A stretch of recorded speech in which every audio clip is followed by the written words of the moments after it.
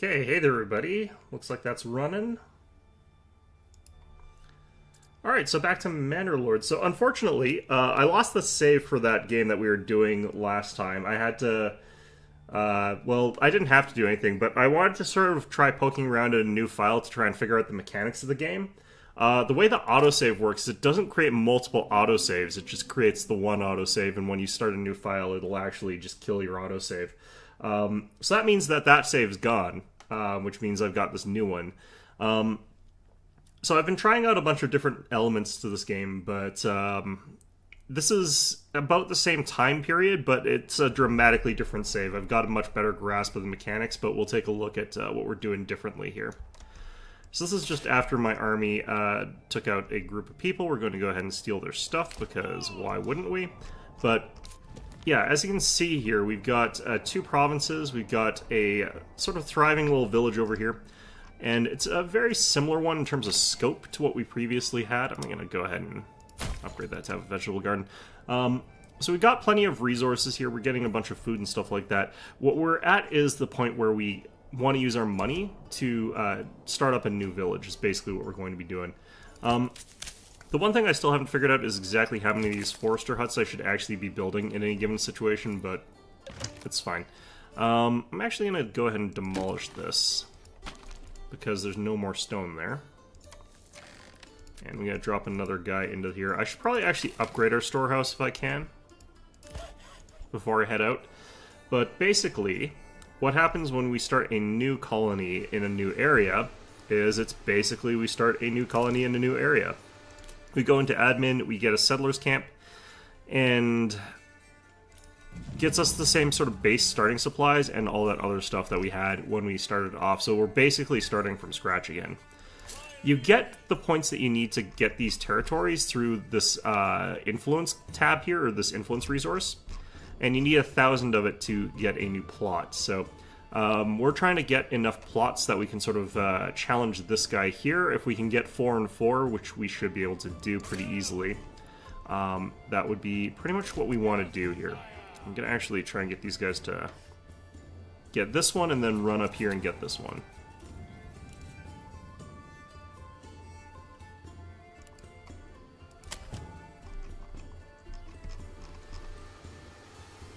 Okay, no storage space left for production. Take that money there.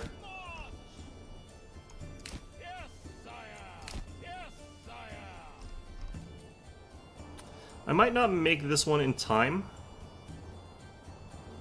So this one might actually go to the other guy, but I might still be able to get the money off of this. Actually, I'm going to do something real quick here.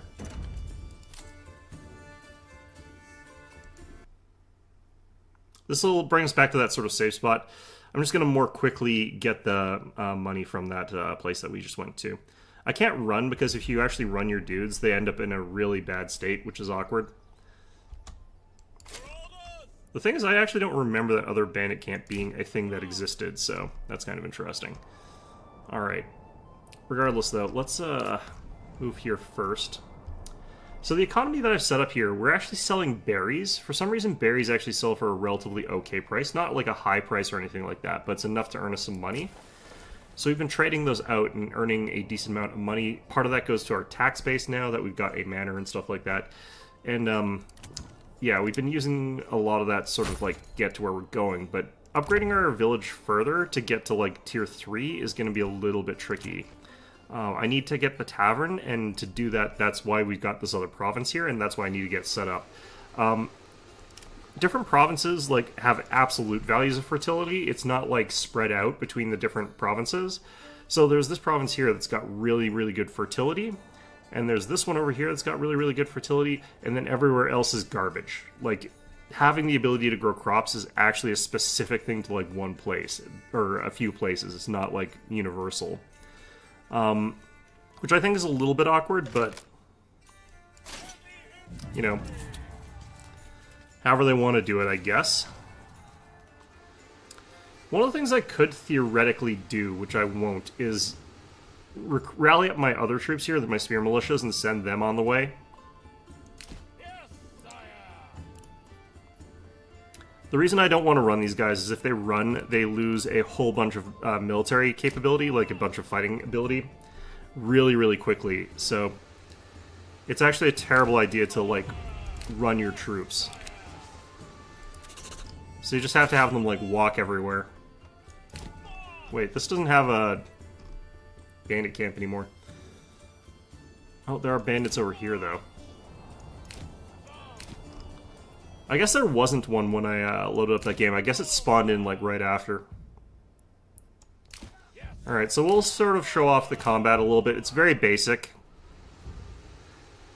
The thing that I actually have is, like, my main complaint about the way the combat works is I kind of wish it was a little bit more historically accurate in the sense that it shouldn't actually just be your retinue of foot troops going out in their heavy armor and stuff like that, but it should actually be a lance, which is a formation of troops where you've got, like, the feudal lord, his heavy armor, his horse, and, like, depending on how wealthy they are, there might be some other mounted troops. They might be on foot, they might be equipped with bows, spears, heavy armor. Typically, you'll have some men-at-arms that are also equipped similarly to a knight. Maybe with, like, lower quality equipment and stuff like that, but very, very similarly to a knight. And they would be the ones responsible for defending the area, not a collection of infantry like this, because these guys wouldn't be mobile enough to sort of patrol around a large area.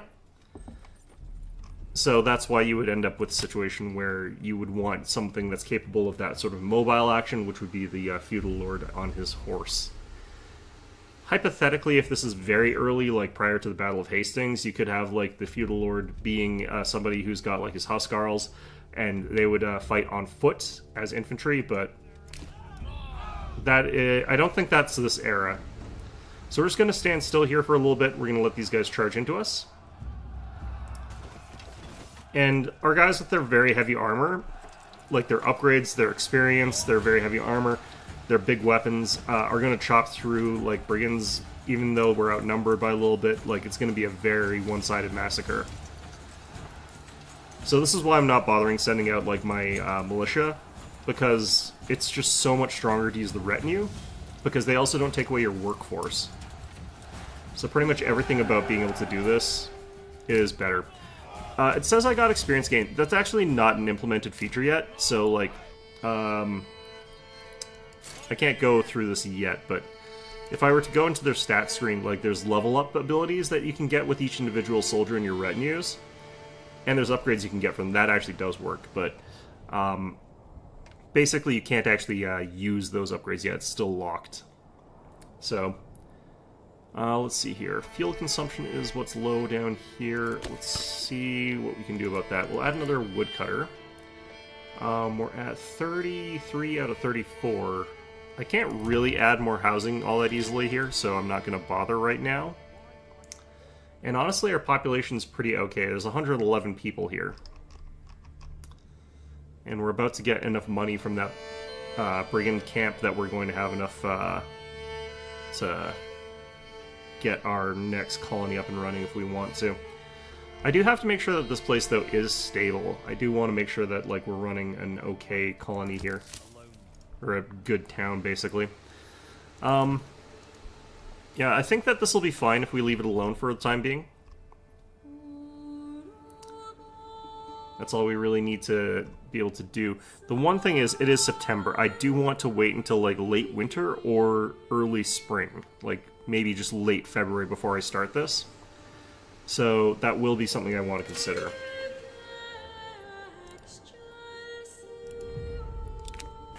Again, I'm going to put it in my personal treasury. And, yeah, so we managed to beat these guys to both points there. Meaning that we get all the glory. That influence, again, allowing us to potentially get new provinces. And when you get these provinces, we can, I believe, also build another Manor Lord. Which will let us get more troops, I believe, is my understanding. I'm going to actually go into our blacksmith, though, for right now. I'm going to go into general, and I'm going to start building tools for a little bit here. I don't think that we've got any, and I've got plenty of shields and spears, so we've actually got the ability to equip another entire formation of spearmen. I just don't have enough population for that. So, I actually don't know if I need to get these guys to, like, friendly territory, or if I have to... It has to be home region. Yeah, okay, so all the way over here. The reason I'm walking them is if, like, another barb camp, or a brigand camp, I guess, spawns, I can have them walk over and go fight that as well, whereas if I run them, they'll be too tired, so... Better for me to do otherwise. So this policy is available here. I could actually do this. Because I don't have any farms in this region and I'm not going to. So this makes it so that, like, the wild animals here spawn twice as quickly. Which makes it so that we can get way more food out of the hunting camps. I don't know why our hunting is dropping them down to 6, because it should be limited to 10, but we'll bounce that up to 15. This means, like, the animals are going to be getting tended to, which means that they'll bounce back up faster, which means that we'll be able to hunt them more often, because we just sort of hunt them down to whatever value we're going to. If you get rid of all of them, then, you know, you kind of kill off the whole population, which is bad. Alright, so we're at 34 to 34 people living here. That's the max. I'm going to go ahead and upgrade our storage facilities. Going to put an extra person into the granary. And once we get that upgrade, we're going to also put another person into there. Once we reach winter and can't collect any more berries, I do want to drop down our trade so we're not trading away our food supplies for the winter. But it is nice to have that sort of trickle of extra regional wealth that's coming in sort of like during the berry seasons, basically. It's giving us a good chunk of extra money. Alright, so...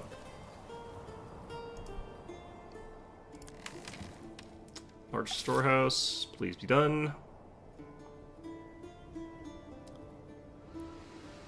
Okay, we'll throw another one of you guys there. I'm gonna actually build also another forester's hut, like, over here. Alright. You guys are back home. Let's go ahead and disband you, and I can sort of show you what's up with these guys. So, yeah, you can see this individual guy here. He's got, like, experience points and stuff like that, but, as you can see, like, these are the levels, and they don't work yet. It's still a work in progress, so, like, we could give him a special skill of some sort that makes him more personalized and better at some sort of thing there. But for now, all we can really do is, like, upgrade their equipment. You can see this guy's got lighter armor because I haven't upgraded them yet. But once you've upgraded them, they're like this. It makes them much tougher. And all you can do is, like, increase the size of the retinue up to, like, a maximum of 24. Or you can give them heavier armor, or you can do both. So that's sort of your choice of options right now. Later on, there's going to be this thing that makes so you can make each individual retinue member a little bit more individual by giving them skills or abilities. Not sure what they're going to be like. Hopefully it's nothing too crazy. I don't want there to be anything too game-breaking about, like, getting really high-level ones, because these guys do die in battles, so it would really suck to lose them, but I guess that's also a part of it. It's like you feel they're more special if they got a really cool set of abilities. They're all supposed to have, like, little tidbits about, like, what makes them sort of special, but it's just from, like, a small list of text that gets added. So, nothing too crazy going on there. Alright, so, like I said, we're gonna wait until the next month. Work area empty, so berries are no longer a thing. Get all those guys out of there. I don't know why our mining thing's gone back up to having a full icon. There's only 9 iron left in there. But, you know, whatever.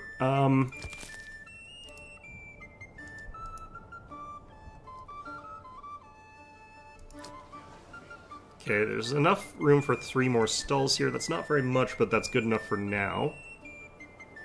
We've actually got another market stall spot over here. It's just there's no one actually in it. Okay, Forester Hut done. Let's go ahead and throw some people in there. Alright, I forgot. Let's go ahead and get you out of there, and let's also demolish this.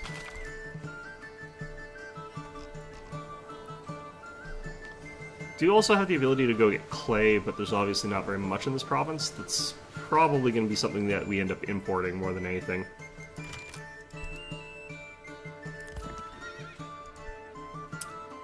I don't have enough stable space for anything else. One thing that I was considering doing, actually, since we're not doing anything else right now, let's actually get some pasture back here.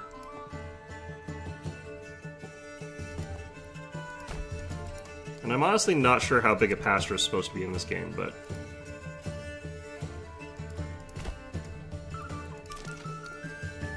Then we'll get a sheep farm. Interestingly enough, there doesn't seem to be, like, a cattle farm or something like that, so you can get, like,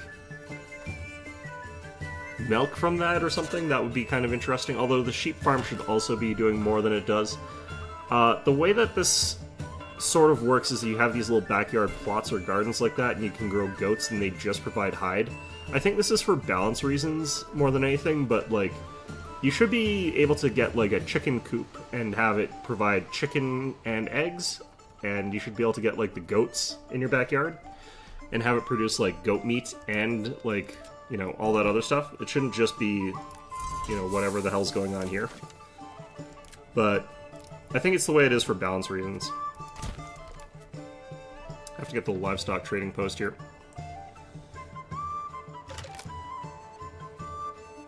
I don't know why we've got exposed goods here, but also I don't know why them having a full pantry is causing us problems.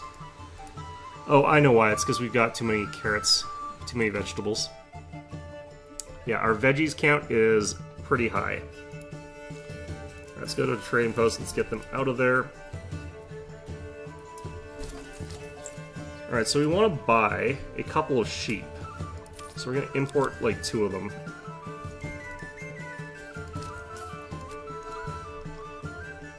Apparently we have got room for 4 herdables, so we can get 4 sheep, which is, I guess, fine? I have no idea. If you make the enclosure too small, they run away, which is weird, because you could just make the fence a little bit higher. I don't know. Seems like you could do that. I'm not really sure how many guys I need to have, like, 1 sheep farm kept under control either, so I have to leave that sort of as is. So here we can see, like, this forester hut. We finally got these trees to pop up around it.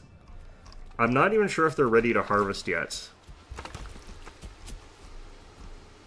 Obviously, like, it takes a long time for trees to grow for them to be worth, like, the wood that they are, but honestly, the woodcutter lodge shouldn't be cutting down trees the way it does.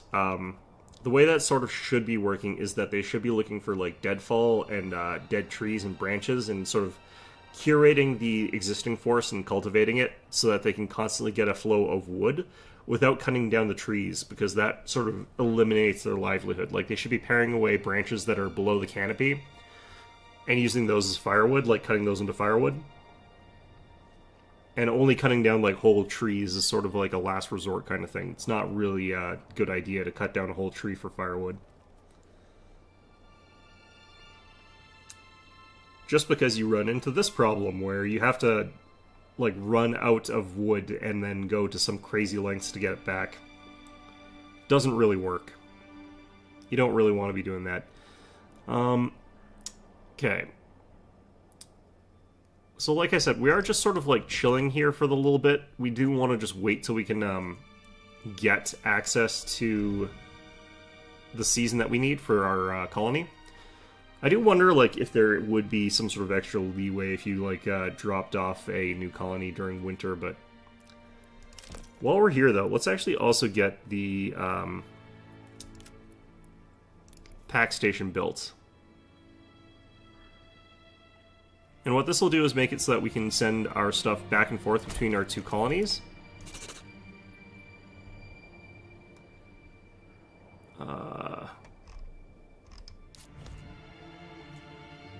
I don't know how he's able to claim this one.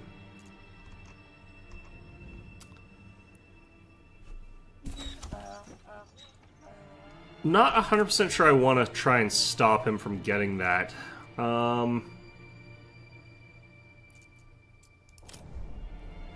I could spend a bunch of my money on mercenaries here. Let's do a manual save. Let's save the game. Save number 3.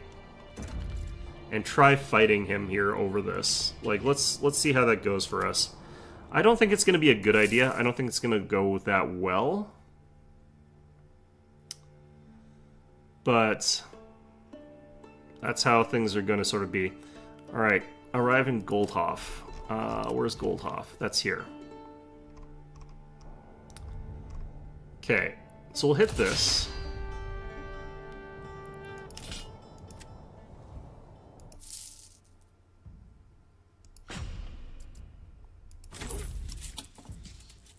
Allow them to keep access to the Wayward Sons. I don't actually know if like doing this actually diminishes like their ability to hire mercenaries, but I did notice that they seem to like hiring mercenaries, so operating under an assumption here that they're probably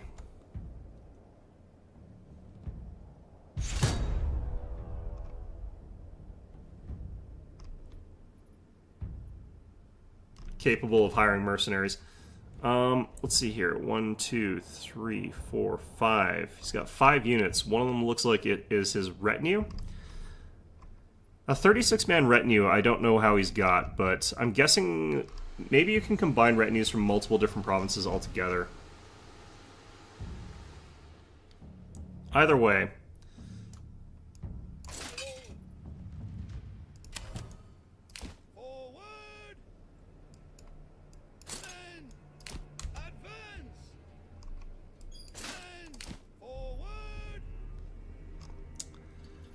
Okay.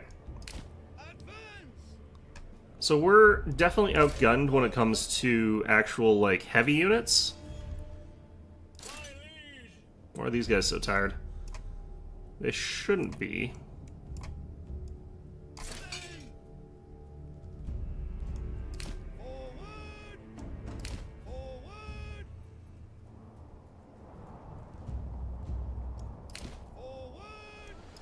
Gonna move to there for now.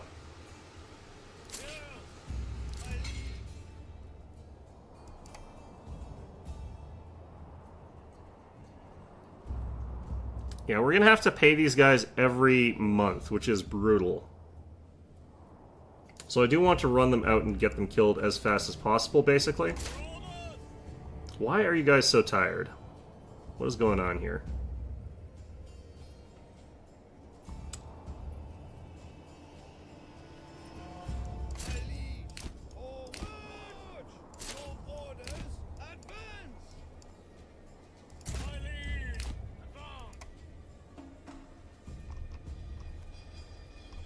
Okay.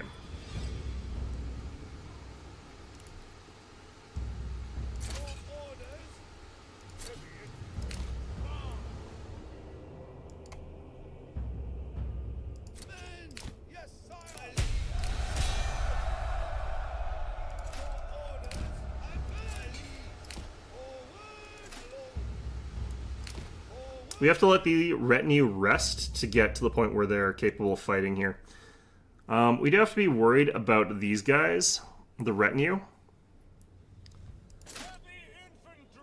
We do have numbers on them, though.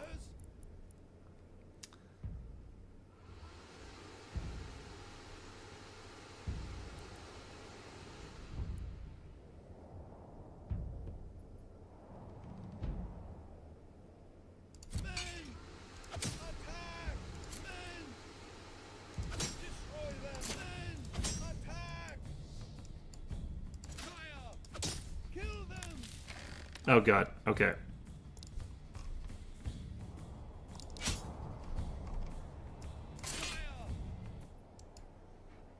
Why did that autosave there? Why would you autosave that there? God, okay, that is also really annoying. I keep trying to click on the retinue, and it, like, auto brings me to wherever the hell.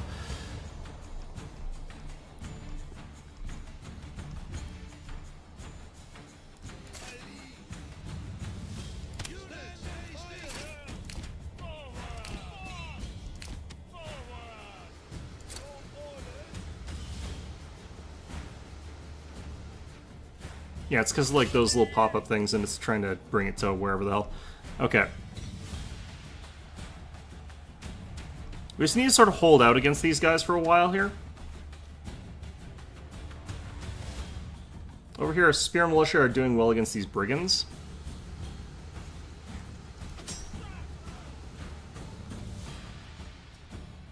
Because retinue is getting kind of actually wrecked at this point. They can't win 2v1 like this.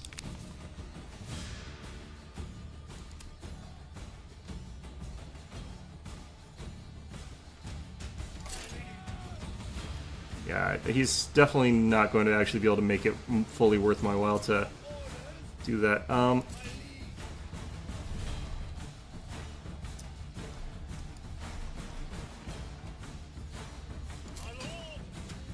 His retinue is about to shatter here. They're basically gone.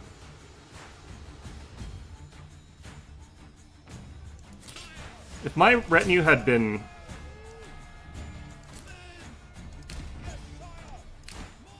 better health for this for whatever reason, this would have been much better. We're getting new families, by the way, because like a bunch of our dudes are dying. So we're getting sort of replacements for them.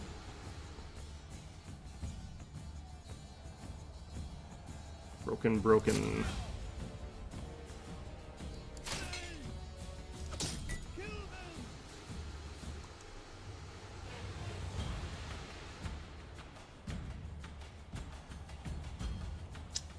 Okay, this is kind of annoying, the fact that they can just sort of run away with archers.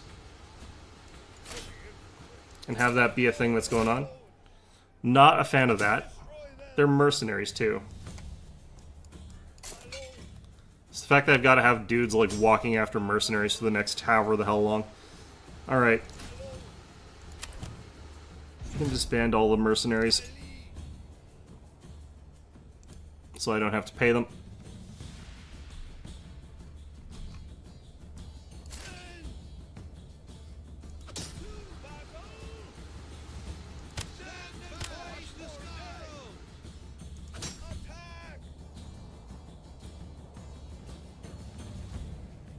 I wonder if he leaves that area, if that counts as me winning the battle or what.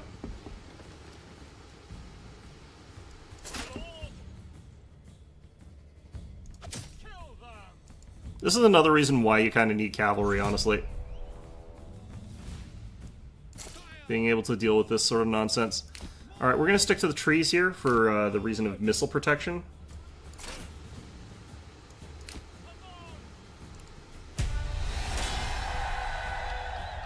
Okay, so do these guys still count as enemies? No. Okay, good. So peace gets declared. I get to send my dudes home. I didn't have to spend that extra month, and a lot of the deaths are my mercenaries, so that worked out okay, but still, that's kind of annoying. And I don't think I got influence for that, which is very strange, actually. Let's actually try something. I want to figure something out here.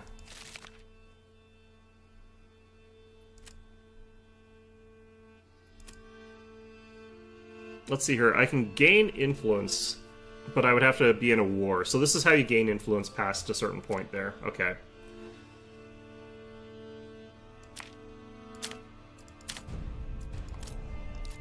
Oh, wait. I gained this province. Ah, okay. So that's actually very powerful. The one problem here is that there's basically nowhere that's going to spawn bandits, and I actually like bandit spawns because they actually provide me with a bunch of stuff that I like. But that's quite interesting. Okay, so we've got some new families that have moved in. What's our population looking like? We're still at 34 to 34, so we must have recovered enough to make up the shortfall of whoever got killed there, which is really nice. In spite of the fact that we had a pretty okay-sized battle, like the fact that we're able to completely get back up to par is actually pretty good. I'm going to let these guys sit here and see if that helps them, like, if they're at full fatigue value next time or something. I don't know. I have no idea why their fatigue started at 0. Meantime, you guys definitely disband. You guys definitely disband. Okay, they're at full. Alright, nice.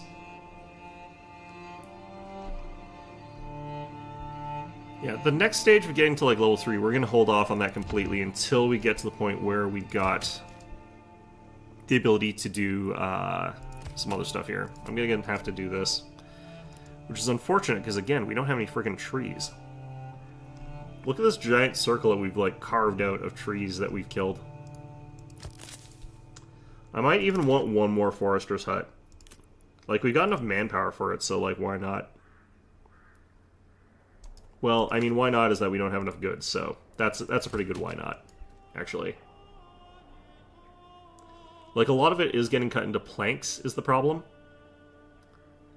And those planks are getting turned into, like, shields and stuff like that. Like, we got 140 large shields here, so That is probably something that I wish I could turn off. But as far as I understand it, like, you can't really go into the joiner shop and ask them to stop building. Like, you just do that. I'm not a huge fan of that part. I'm not sure what wooden parts are even used for, so I'm not going to bother with those. Okay, barbarians spotted over here. They've been spawning pretty quickly and pretty aggressively lately. I'm not sure why.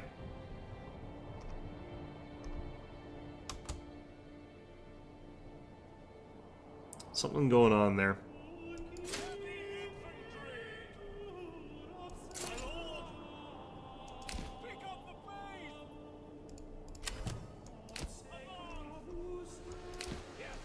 Okay, we'll head to there first. It is late February at this point in time, so we could get our tents down pretty soon. I think actually we'd have a penalty, though, for having them out exposed in winter. I may actually have to start, like, once it actually is spring.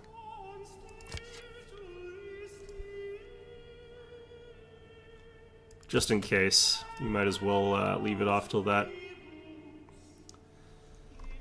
Okay, I think we started cutting down these trees here, which is going to make things a bit better for us. I'm going to actually go off of the saw pit for a while. I don't need planks right now, so not cutting all of our trees that we get into planks is probably a good idea. And this is going to actually stop our joiner shop from being able to do anything, which is actually kind of fine. I kind of want to do that way. I'm going to go ahead and start focusing on pole arms, maybe. We are limited more on iron than anything else, even though I want to keep planks, but we'll build some polearm units. I don't actually know what the differences between these units ultimately are.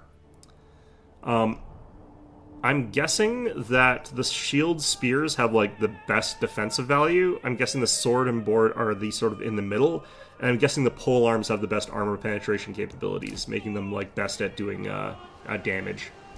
But that's just a guess. I have no real idea.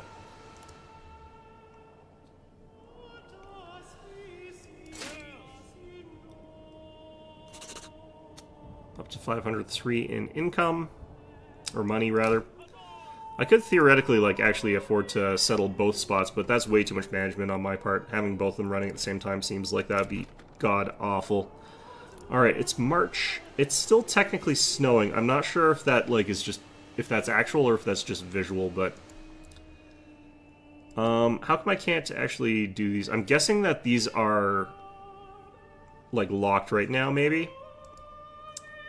We can actually increase the starting supplies as well by increasing the amount of money we're spending. That's actually kind of interesting. The problem isn't so much necessarily the resources, though. It's actually the number of people. So I'm going to go ahead and hit cancel. And what I want to figure out is if we get twice as many people doing that. So we'll go over to our save game 3 and overwrite it. And we're going to see, like, how many families we get if we do the plentiful one. Because if it's just 5, then the extra supplies really don't matter. It's still just 5. Okay, so that's completely worthless. The starting amount of supplies that you get, like, being the normal amount, is actually 100% fine with the way that things sort of work there. And I don't think that you really need to do what we're doing here, so I'm going to go ahead and go back here, load. For them to make it worthwhile to do the thing that they're trying to get you to do there by spending more money, twice as much money in fact, they would have to make it so that you're getting twice as many settlers. That's what they need to give, not extra supplies, because those extra supplies, like, it really doesn't make a difference. I can see that the visual for, like, the place being one way is actually already switched, which is interesting. But let's go ahead and get our camp here. I actually kind of want it over here, because that'll be sort of out of the way. So just go town, we just go modest. If this actually has less than 5 people, then that'll be interesting to know. Yeah, no, it has the exact amount that I thought it would. Okay, perfect. I'm going to go ahead and get this guy down, like, maybe here. This is going to be a farming community, but we are going to still have to start off with, like, hunting and stuff like that. But the way that we do this is the exact same sort of build order that we did for our previous village. Like, we want to get a whole bunch of things set up before we start building houses, which is a bit weird, but that is how this goes. Just trying to not uproot any trees while we do this. So right there. And for the berries, we will have to uproot trees, but that's fine.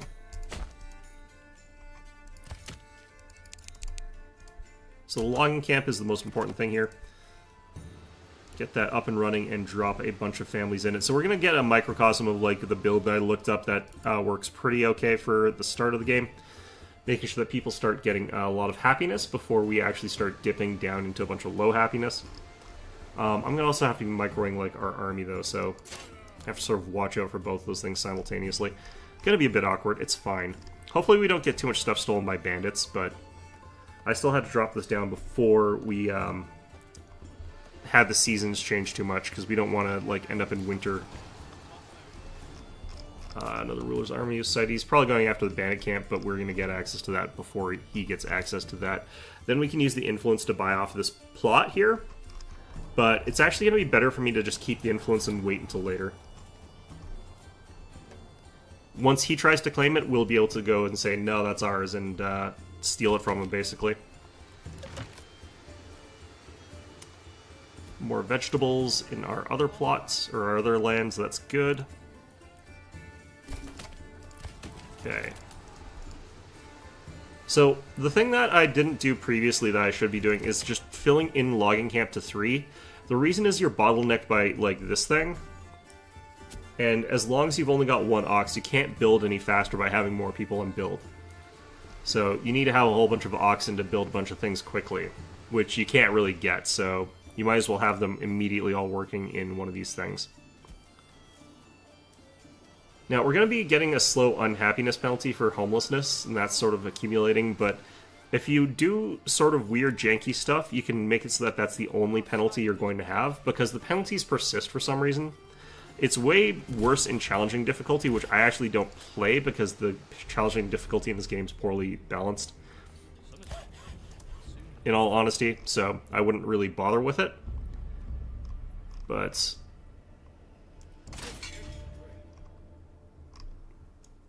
okay.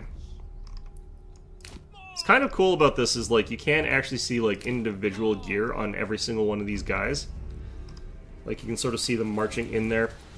There were people saying that's like, oh, this has got, like, better optimized battles than Total War, but those guys are idiots. It's like, you know, you've got the exact thing that a lot of people complain about, which is, like, some people running to the sort of back of the formation just being cheerleaders, and it's actually more egregious in this than it is in Total War.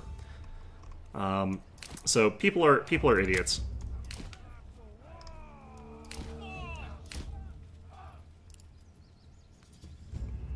We'll watch that sort of happening in closer detail here.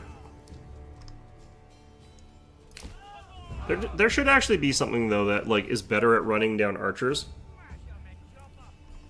Just because, like, the fact that the archers are very light and can run away from whatever it is you're doing is very annoying. Look at this guy, like, would you want to face off against this kind of thing if you're just a dude with a club? I wouldn't. Like, look at this rabble here. Yeah, they've got helmets in some cases, but a lot of them just have, like, hoods and sticks. Then you're up against, like, this absolute, like, sort of dude here. See, this is what I'm talking about. It's not actually better optimized combat than Total War. It's got the exact same sort of problems. Like, this guy shuffles to the back and starts cheering. And it's because, like, they can't really get the sort of combat to sort of work. People are sort of, like, devolving to a bit of a brawl here in a messy sort of way. People are just sort of, like, swinging their weapons. There's some animations that are synced. Like, you can see that guy blocking with his shield there, but it's not really that impressive, honestly.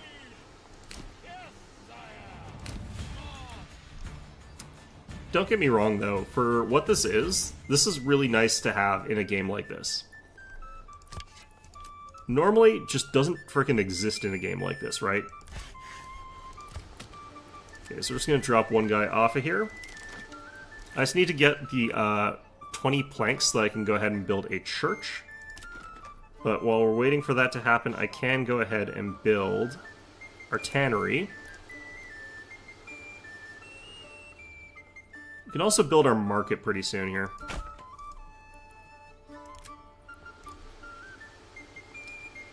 Like, this sort of little area here is actually pretty good for a market square, but... you can do it like that, kind of, but there's stuff in the way, so can't.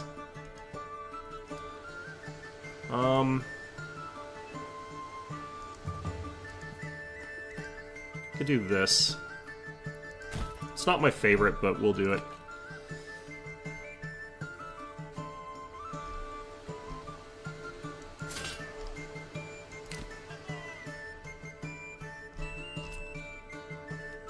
Okay, I need to go back here, actually, and do this again. I don't need... well, actually, I don't need any builders here. I'm not going to be building while I'm paying attention to the other town. So we can do this. And that'll start earning me some income here. Now, to sort of, like, boost up this place, what I can actually be doing is sending this place resources. But you don't really need to, per se, in my opinion.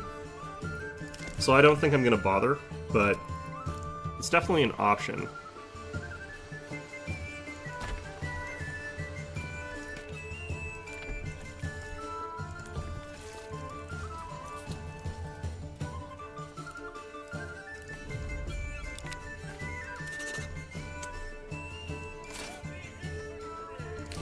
Alright, so we're probably going to upgrade these guys a little bit. We're going to probably finish getting like the heavy armor for all of the ones that we got.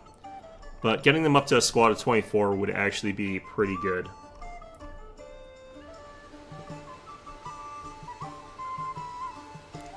Yeah, I tried this on challenge mode actually for quite a bit, and I cannot figure out how to do it. So if anyone knows how to play this on challenge difficulty, the problem with it is that by 2 years into the game, the Duke actually takes like every single plot of land, and you can't really do anything about it. The way that you could is if you could somehow get like all the mercenaries, but actually being able to afford that every time he tries to do this bullshit, kind of difficult. Not easy to get the money. The one thing that I did notice is that you can actually get all the Brigand Camp's money, even if you don't get any of the influence, so you could use that to hire a whole bunch of mercenaries to sort of fight him that way. And that might be the way that that has to get done. But that's kind of a stupid way for that to happen, honestly.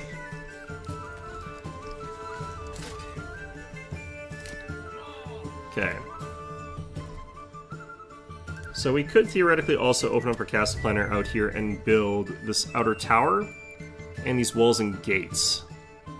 But I don't actually know what the hell the point of those would be in this build, so hypothetically there should be sieges or something like that, but I've placed our manor in a bad spot for that. It's like central to the town, it's like nice and I'm amongst our people sort of thing. And I'm going to be defending it with like our manpower instead, so we're going to ignore the fact that our stuff's like just lying on the ground here. Doesn't matter. Not important. What is important is I get like all our stuff built up here.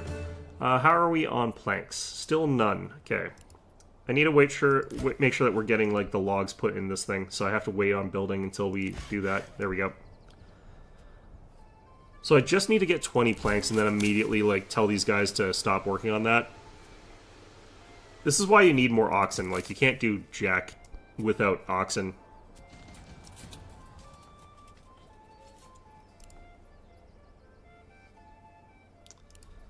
Alright, so we're just 1 month in so far. 10 planks so far.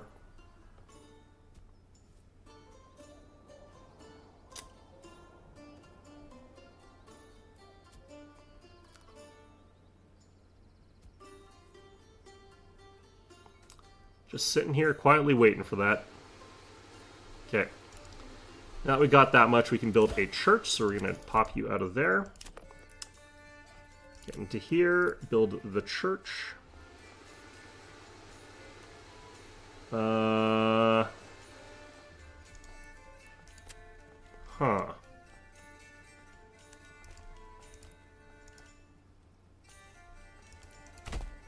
Let's build like that. Let's build you over here. And we can actually get some people out of their current jobs to get that done faster. Because we don't need, like, too much more timber.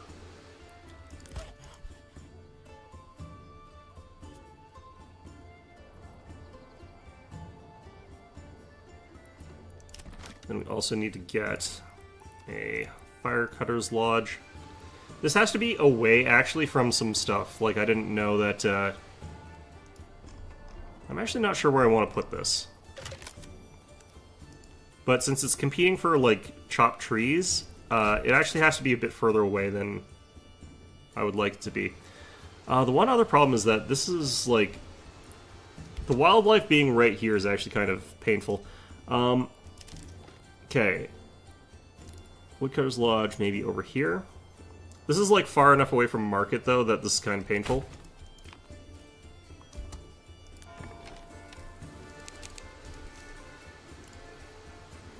Basically, we want to get all of our amenities up so that as soon as we get a house, it doesn't have any penalties, because those penalties are more painful than the homeless penalty. Because the homeless penalty, like, goes -7 or something like that, and stays there at the maximum value. Whereas the other ones, like, you're going to have the homeless penalty because you're not going to have everyone housed at the same time. And you're going to have the no church penalty, and you're going to have the no tanned leather penalty, and you're going to have the no food variety penalty, and you're going to have, like, everything sort of stacked up on each other. Although, admittedly, I think some of this is only applicable in the harder difficulty. Maybe. I can't remember for sure. We're actually just about at the point, though, where I should be getting houses. So for this place, we can actually have smaller plots, because we're going to be getting farms.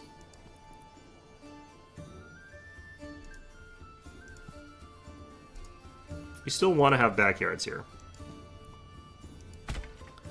So with these, we can get, like, chicken coops in the back, which is going to be good.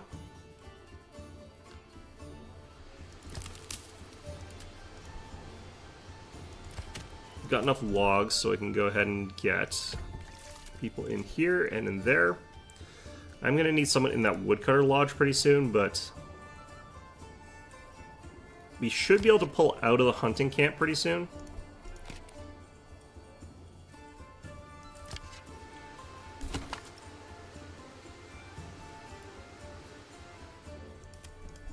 Yeah, I think we can go like this now.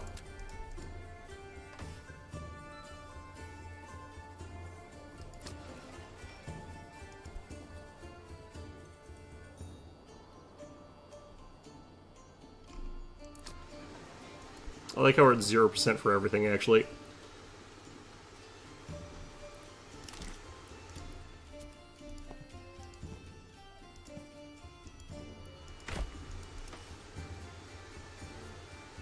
Alright, we got a firewood stall up.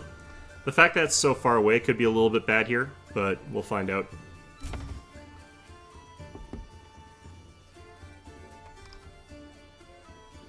And as you can see, we don't have any complaints. There's no one saying, like, we don't have enough whatever the hell.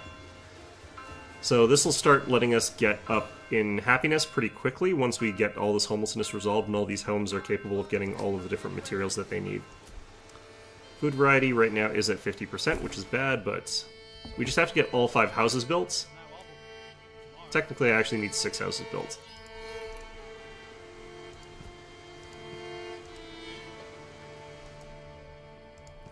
Yeah, you know what? Sure. Check that doorway's width so that a cart can fit.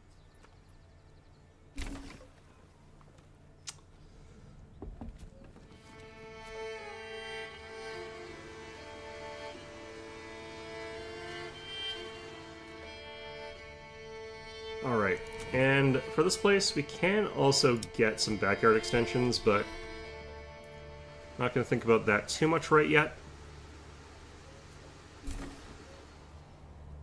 We're up to 4 houses, just need 1 more. And then after we get to, like, having all of the houses and having enough, like, church and having enough everything, we just have everybody in, like, industries that we need to keep our happiness up. And we just wait until we, like, roll in an extra pop, at which point we can start building some stuff again. And that's sort of how you do this. Alright, so Wallbrand, we're also going to have this place have forest management. Actually, no, we're going to lean into the, fully into farming here.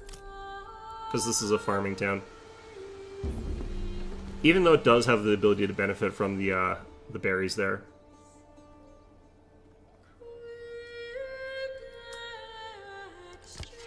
Okay, so...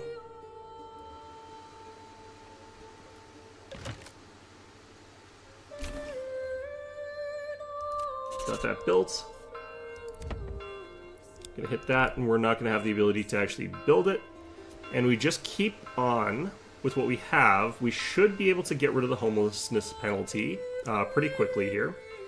We should be able to overwrite that over time pretty fast, and we should be able to start getting +3 per every short period interval, because we'll have food variety plus all of the other bonuses that we got here. And that's sort of how you start a settlement pretty quickly here. So, yeah, not too bad, not too shabby. We are killing these wild animals apparently real fast, but that's fine. I can't remember. I think we have to keep the money so that we can get a trading post up. And then start selling berries, because this is another town where you can sell berries, which is just a nice coincidence, but...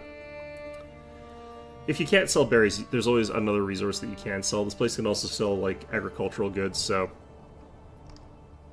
I'm gonna pop you here. That's fine. So, as you can see, we're up to 64% happiness.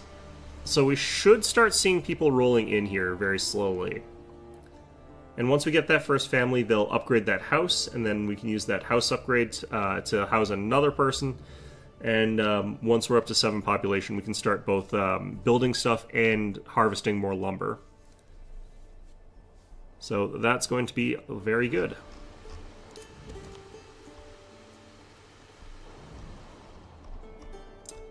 What's weird is that, like, you can declare war on the guy that you don't like that's around here, and you can't really do much about him other than declare war on him. But he doesn't actually have any presence here. You just sort of, like, push him around on the field of battle where he sends in some mercenaries or something like that. Like, you can't like, if he didn't do anything, like, you haven't declared war on him. You could just leave him alone and he'd be like... or you can declare war on him and he could just leave you alone and be like, ha, peasants, and just ignore you. Which is weird.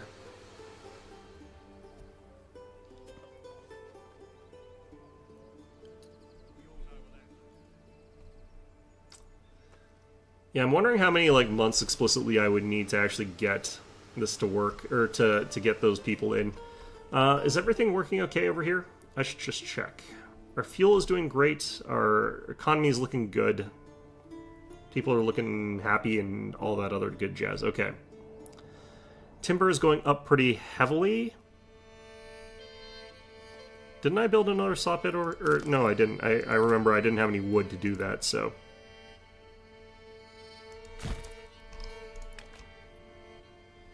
Alright, good. Oh, wait, that's under construction still.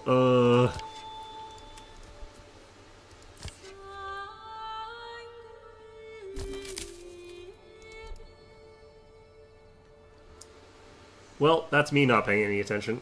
Oh no, wait, that was to get the upgrade. That was already constructed. Okay, well, I'm not sure why we're not getting another pop here. We're at, like, really high approval.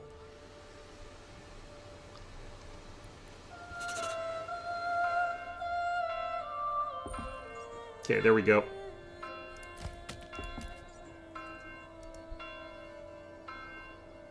We've got enough room for another person to come in, so we're going to start on the logging camp again. And, yeah, they'll start letting us sort of, ramp our way into being better off here.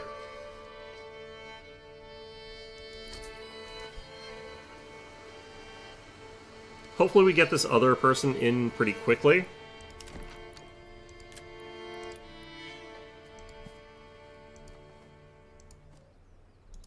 Not holding my breath on that, though.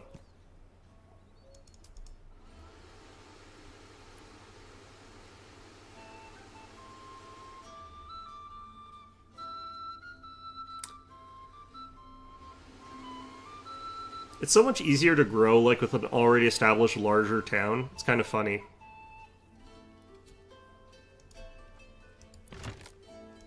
We've got lots of supplies lying on the ground still, too. Granary is going to go... Or you're a granary, aren't you? Let's just hit rebuild on that. That's fine. And we also need storage.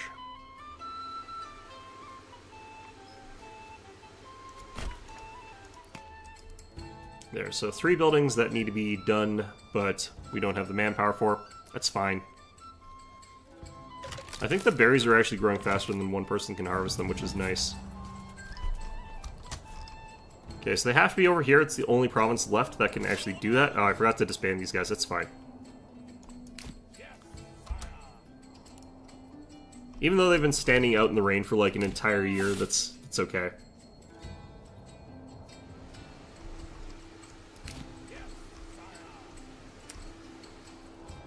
Okay. This place is up to 7. They'll start building again. That's fantastic. Let that all happen.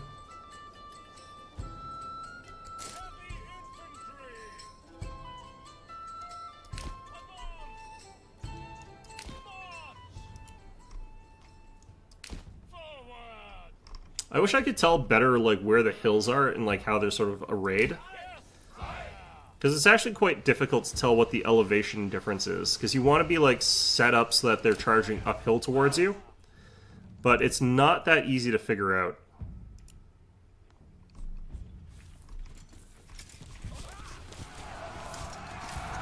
Yeah, so we'll have enough money to actually quite boldly improve our retinue here.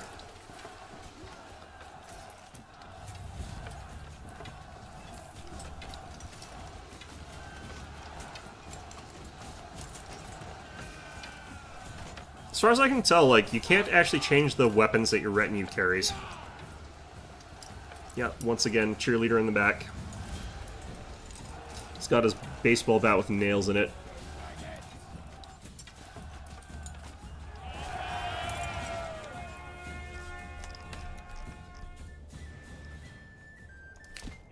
What apparently you're supposed to do is, like, be on defensive stance and then switch to offensive stance when the enemy's, like, lower endurance, but in this case we kill them so quickly, even on defensive stance, that it really doesn't matter. That difference in, like, weapons.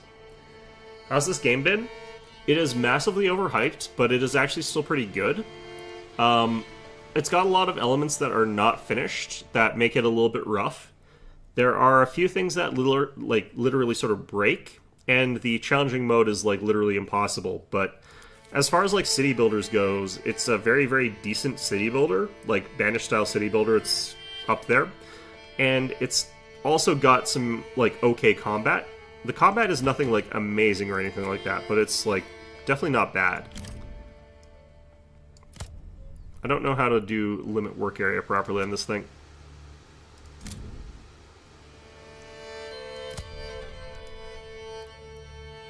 I think we do it like this, which is weird as hell.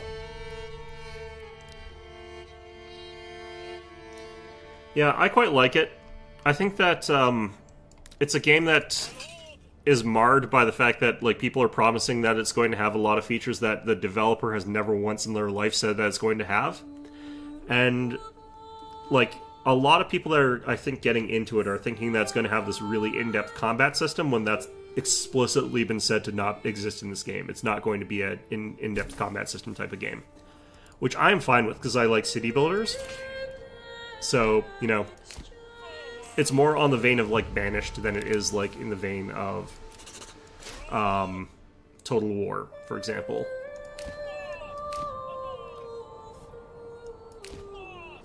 It just also happens to have, like, a sort of mini Total War-esque battle system in it. That's kind of like a miniature version of that.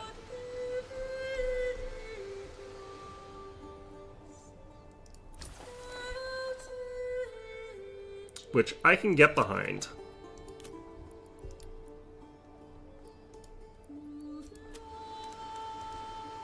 So yeah, in spite of the fact that I'm saying that it's overhyped, or incorrectly hyped, it's still a good game, and I still would say that it's worth checking out. It is early access, though, and it is still very rough, so I would not necessarily recommend getting it.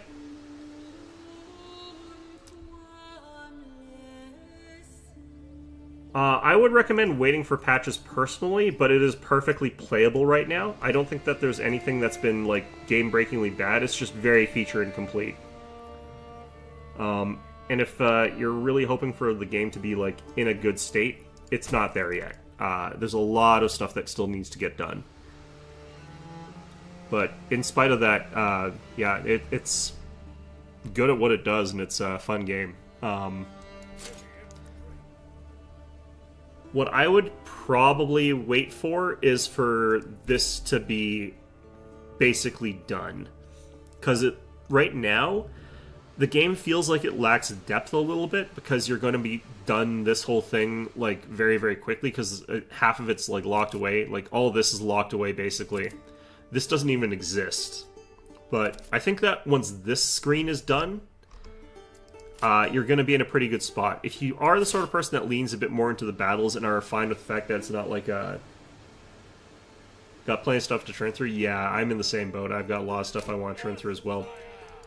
Speaking of, that reminds me, I'm going to be on my vacation coming up in about 2 weeks. So I'm going to be doing that idiot thing that I did last time, which is I'm going to play an entire episode of Phoenix Wright until it's done, which might take forever. It might be short. Who knows? I don't know how long Phoenix Wright 2 is. So that'll be a game that's like knocked off my bucket list in 1 month, even if it kills me. Or 1 day, even if it kills me. So that'll be fun. But yeah, I've been wanting to play one of those for a while. You know, I still haven't picked up Timberborn, but it definitely looks interesting. I just don't know why I don't want to play it. I'm not sure why. Something about it being a Beaver game and not being Canadian offends me, I think. I think that's the problem. Yeah, stocks damaged by weather. This really doesn't matter. Like, there's stocks that are damaged by weather that are sitting here. It really is fine. I should probably relocate this soon. But I'll wait till these houses are done.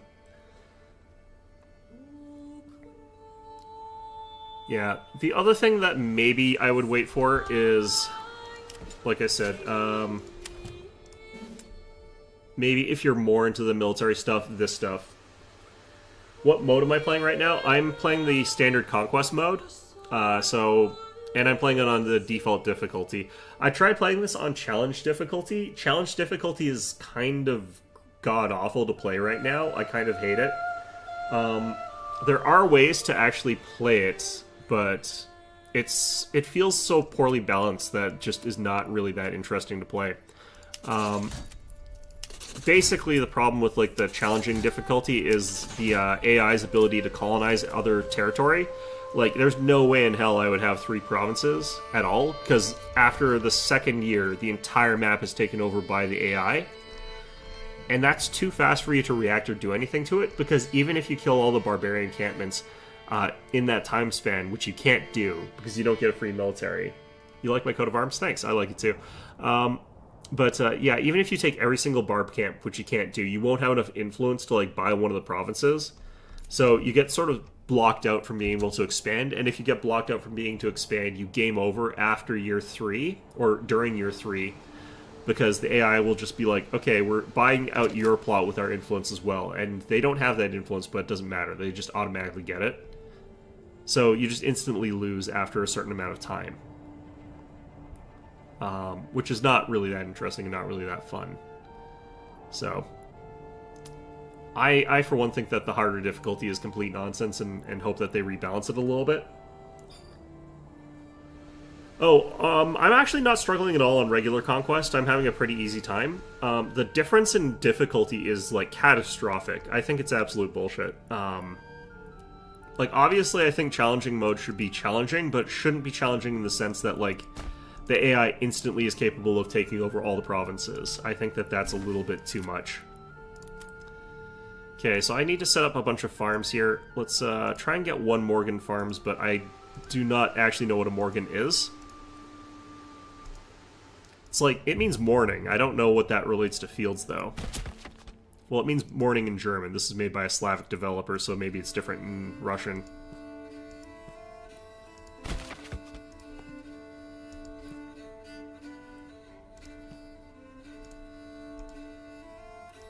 But, yeah, like, once I figure out a way to play it on the harder difficulty, which I suspect is going to rely on, like... So there's a thing you can do to take out barbarian camps with just your 5 retinue. Even if you don't actually get the prestige, you basically just run up, wait at the side of the place until the AI's army comes to go clear it out. I have seen people carrying the flag. I don't actually remember if it had my coat of arms. I don't believe it did. But my retinue has had, like, flags sometimes. I don't know why, but it feels like it's inconsistent as well. Work areas empty, forger huts. Is this growing back yet, or is this off-season now? This might be off-season now. No, I think we're actually still getting a little bit. It's fine. But yeah, let's see if I can deploy them again. Or actually, also, I needed to do a little bit more. 6 for 28, I can afford. I want to get all upgraded guys here, so I don't know why I did that. Let's...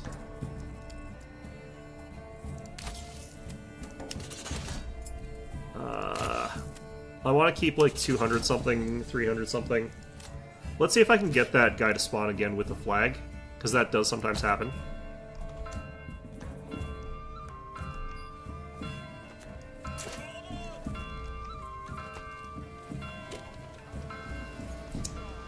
I don't know what causes it, because it has happened to me like once. I saw a guy with a flag running out of here. Doesn't look like it's happened this time, so...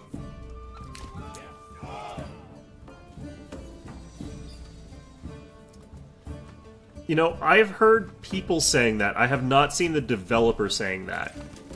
The developer has said that there is no roadmap currently, and that they've got no particular specific plans for that kind of thing, was what I've seen. Like, they don't know what they're going to be doing and implementing in future beyond, like, completing the stuff that they've got to complete. I'm not actually 100% sure, like, how you would add gunpowder to a game like this, in particular, because this is, like, fairly early feudal, it looks like. I don't think that this is late feudal. Well, actually, no, the armor does sometimes look, later feudal. It depends on who you're talking about, because, like, this guy's equipment is, like, 1100s. Like, this equipment is sort of 1100s. The helmet is a little bit later era. Whereas, this guy's armor is kind of more, like, 14 or 1500s. So it's hard to say. But, yeah, I'm not expecting gunpowder, I'm not expecting horses. A lot of people are.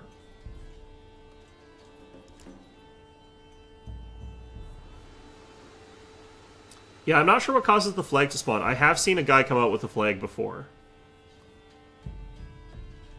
Maybe it's the town militia that does that.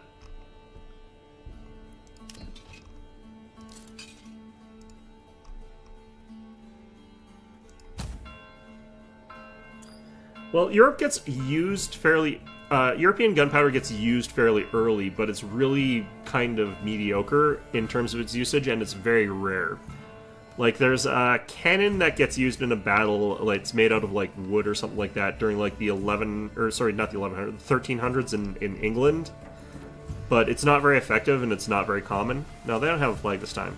Yeah, I don't know how to cause that to spawn. I have definitely seen a flag, though. You're right, that does exist in this game. But the thing is, like, I don't know what you would do with gunpowder in this game. Like, what would be the point of it? Like, I don't necessarily know if they would have the ability to produce enough gunpowder units to make, like, gun lines. That wasn't really something that happened at this period. They were really bad. And usually they're part of, like, much larger state armies, not like a local town wouldn't have a bunch of guns usually. I guess the thing would be, like, what year is this supposed to be? Because I feel like this is supposed to be fairly early feudal. Like, I feel like this should be, like, set in the... maybe the 1200s? But if this is supposed to be more like the 1400s, then, you know, early Renaissance maybe, then that's when you'd see a lot of gunpowder? I don't know. Just to me, it wouldn't make a lot of sense for that to sort of be that prolific. Okay. So, this place I need to start trading out berries, but I just need to unlock it so I don't accidentally spend myself out of here. Apparently this is critically oversupplied. That's fine. Oh, no foreign exports. Oh, shoot. Oh, well. Okay.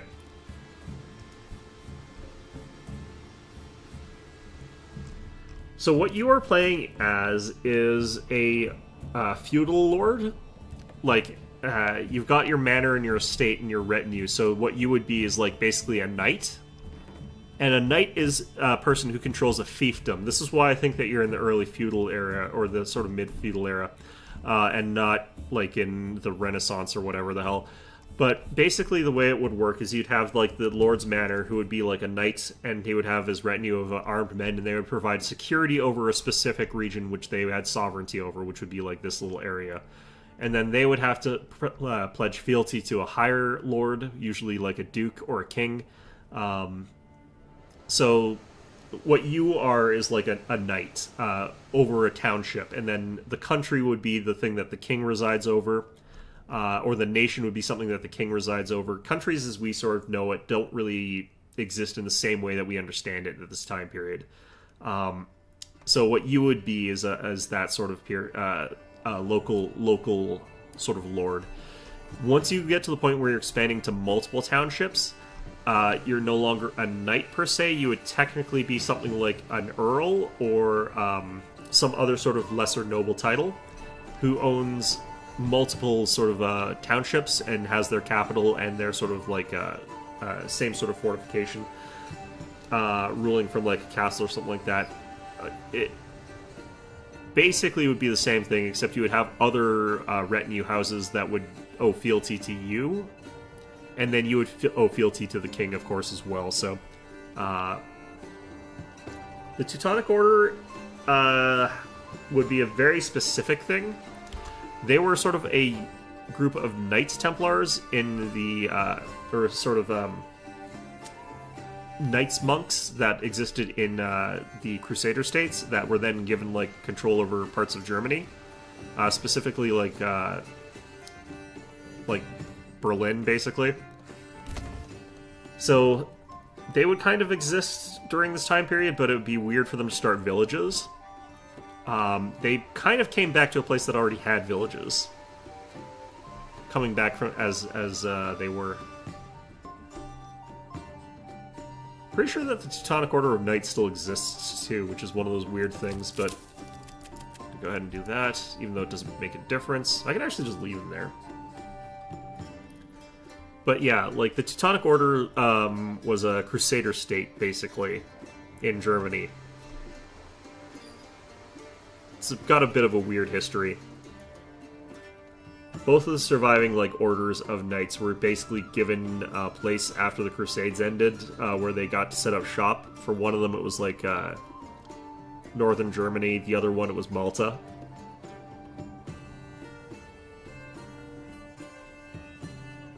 One of the reasons why, like, Prussia was so militant is because, like, they were sort of founded by a knightly order instead of a proper government. I'm not going to say that that didn't work out for them, because it kind of did, but...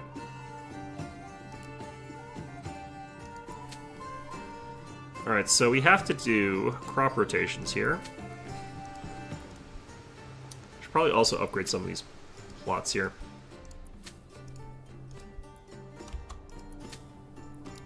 Yeah, my actual knowledge of the history of the Teutonic Order is a little bit shifty. I don't specifically remember, like, that much about them. I'm gonna keep one of these fields fallow. We're doing a 4-field rotation, I think.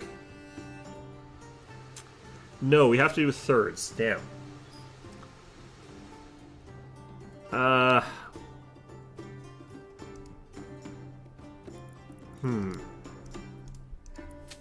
Okay, so I guess I have to get up to 6 fields somehow.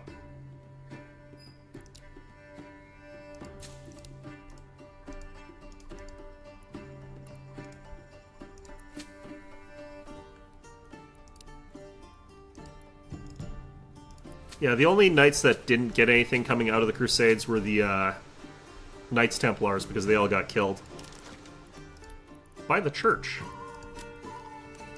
A lot of weird conspiracy theories about them. I think it was just they were not politically popular with the church. Made too many enemies.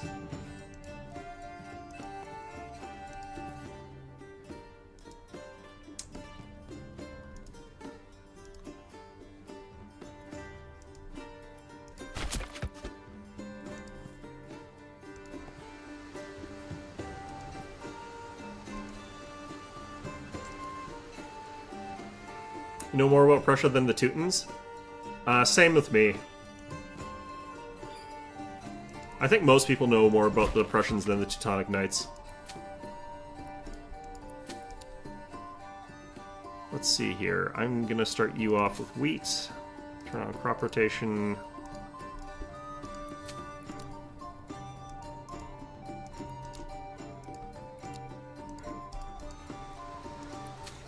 Okay, wheat.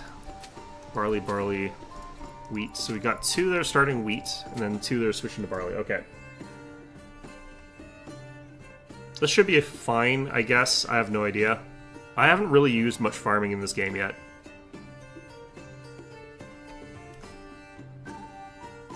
Yeah, the Teutonic Order of Knights, like, I think still exists technically, but, like, they really dropped in terms of, like, their global impact and like prestige and stuff like that, or I guess regional impact and prestige, and even like in Prussia after they lost to the Poles, because they lost this big battle in like a lake where they all fell through the water or something like that. I don't remember the specifics all that well.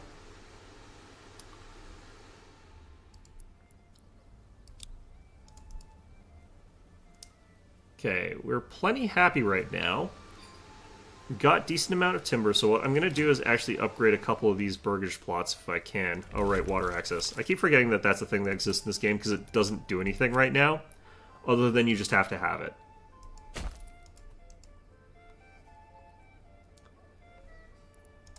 But what was I sort of thinking about in terms of like what we are here? Oh yeah, so like at this point in time we'd be some sort of like lower ranked petty noble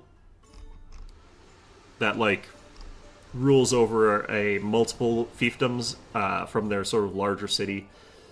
The problem with this is like it's a little bit conflated in this game because I think that you would typically have a larger, more centralized bureaucracy and more urban setting where that earl would exist, but that's not always the case either.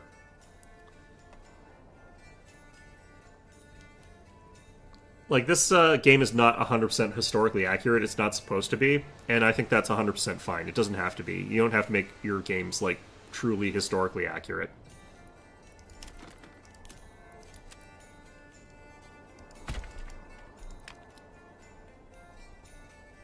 I was talking earlier about, like, how combat in this game would actually be if it was more historically accurate. How you wouldn't have access to like your sort of retinue and militia at the start of the game. What you would have is like a single knight and like maybe a small amount of retinue, and that would be sort of the start of the game, and you would be able to sort of move out from there afterwards. I forgot, I need to tell these guys to stop selling berries.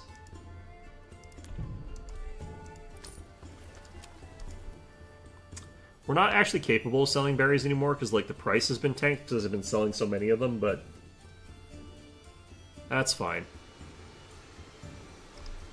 Okay, so down here, I need to actually figure out what we're going to be constructing as... Maybe if we sold dyes? How much does unlocking dye cost? Cost 48 to unlock. Well, that's not happening. Damn, if I didn't unlock that other one... I could wait till the price stabilizes.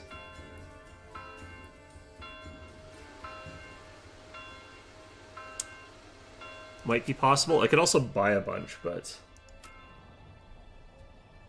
I guess I could wait and sell a bunch of barley and wheat and rye and stuff like that, but they're not worth very much. So that's that problem.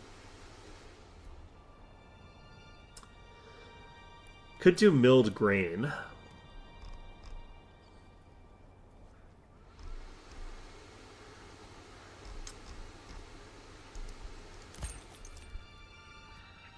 Need to find some way that I can convert more like money into regional wealth. Either way, though, let's get a couple of you guys upgraded here.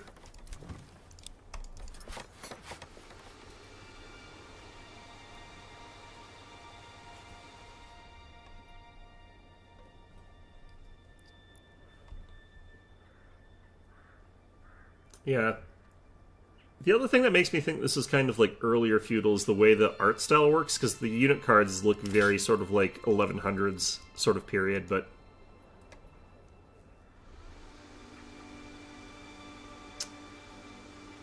hard for me to say. I am definitely not a historian, as you would probably surmise, but I just like history.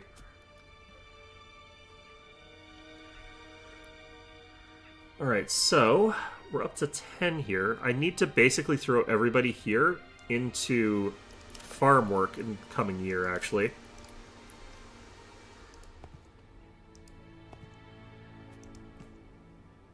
Yeah, sure, why not? Actually, no.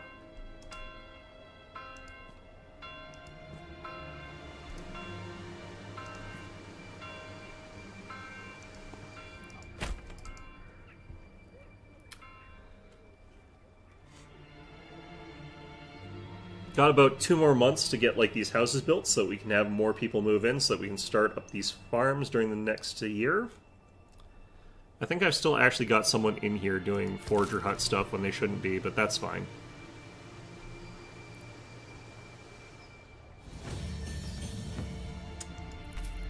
Alright, so for here we're going to go ahead and hit Fenced Up to get the bonus to our fertilizers. Plowing station there. And we're going to need some planks pretty soon, but that can wait a little bit.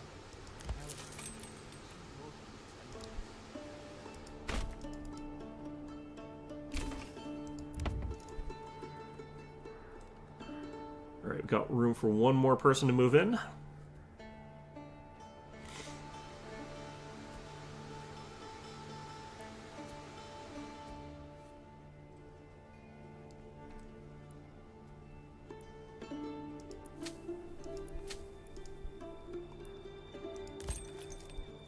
Weird that this hitching post is literally just a post that you pound into the ground. It takes them a long time to build it for some reason, I guess. I don't know. Alright. Let's get a person in the saw pit here. We need to start sawing some logs.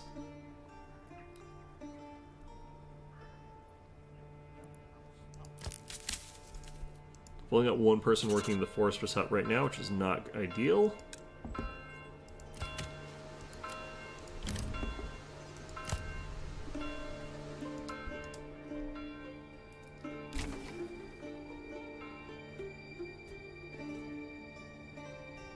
Yeah, so I can cut around places with a little bit of precision by using this.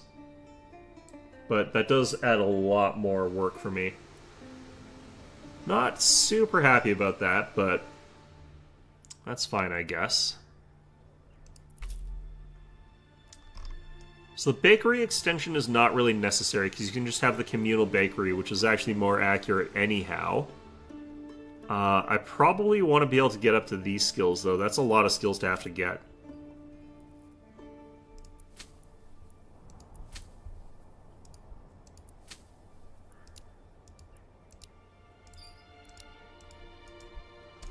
Still not growing any flax, which might end up biting me in the ass later.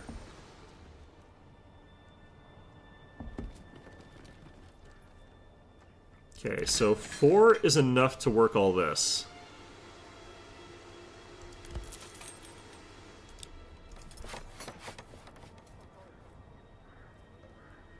But then we wouldn't be working like anything else and I wouldn't be able to build more houses. But we will get one more person moving in.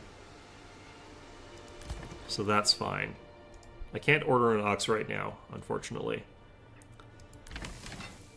Okay.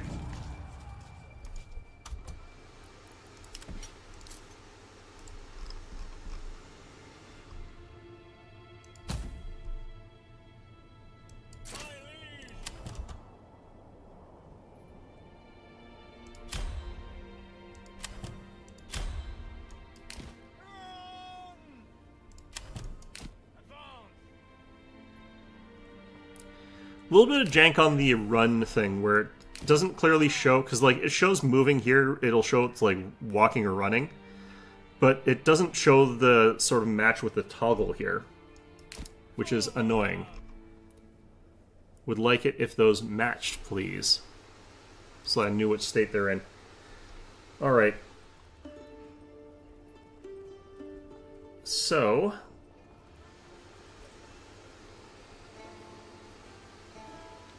it's down here. How are they doing? I think they've got enough food to last them for a while now. I think they're doing okay.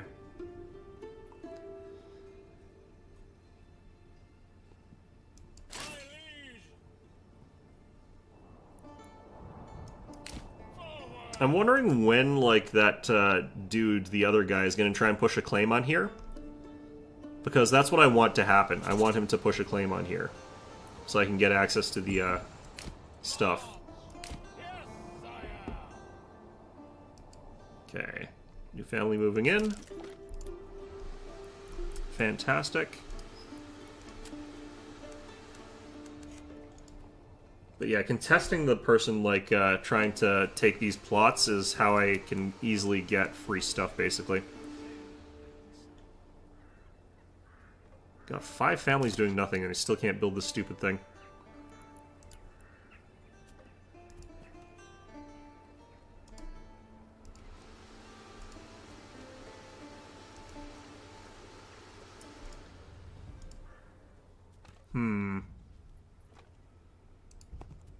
Yeah, sure, let's do this.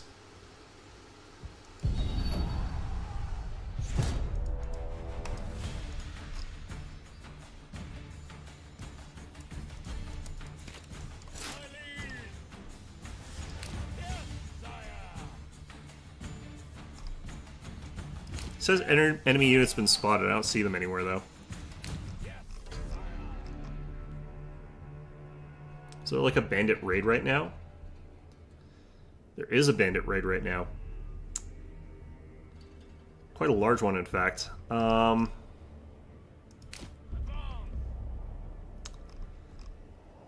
Let's see here.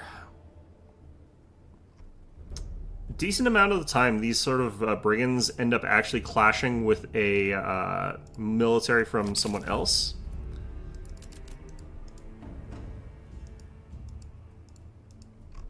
But it would be nice if I could get my dudes back in time here. This could be a good time to actually just hire some mercs. Only ones available are Wayward Sons. I don't really want to hire them necessarily.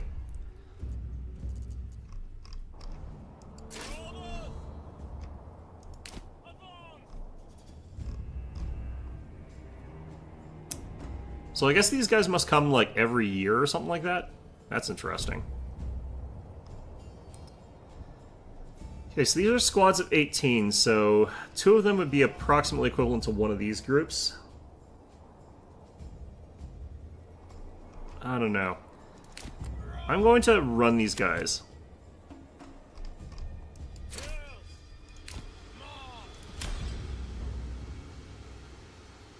And then run them back, and then I'm going to disband them and then undisband them, basically, once the fighting is about to start. And see if that actually replenishes their...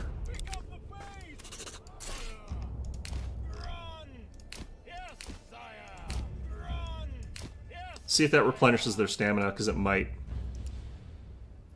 then we'll have them join up with our spear militia.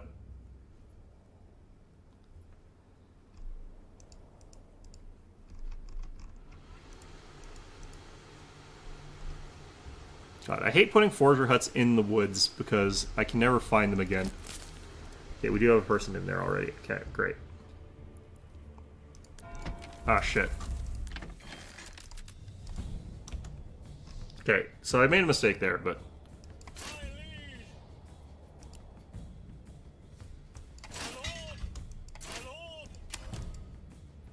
also, I've got a bunch of extra money now. So, you go ahead and get...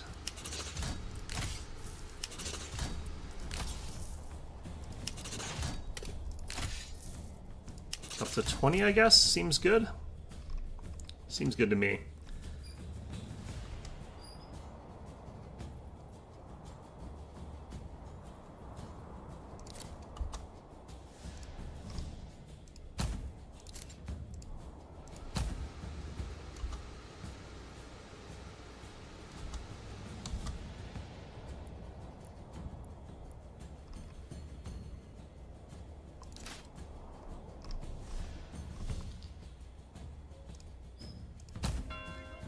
Yep, it worked. My liege. My liege. Yes. My lord.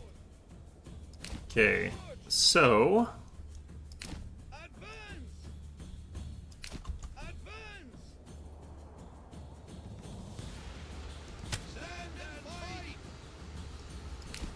March. March.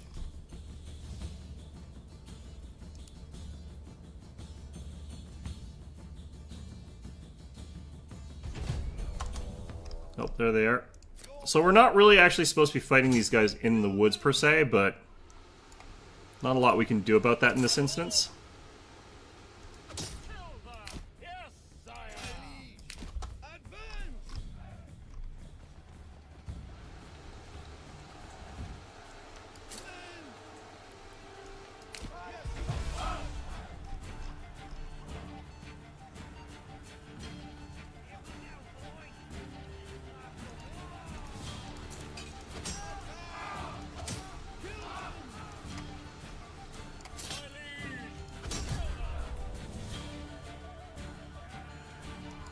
Okay, so we're surrounding these guys and we're spearing them down real fast as a result of that.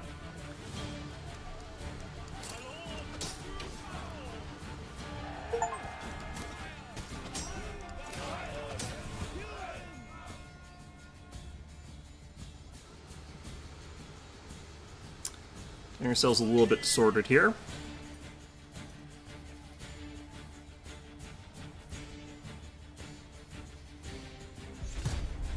Another one of them. Oh, one of our retinue's been killed. What the hell? Fighting in the woods here does make a big difference, apparently. Spears seem to be doing okay in this 2v1. But our guys are about to be facing a 2v1 here.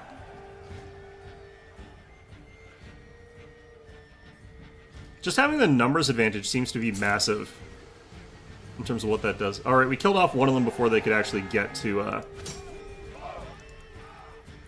the point where they're a threat.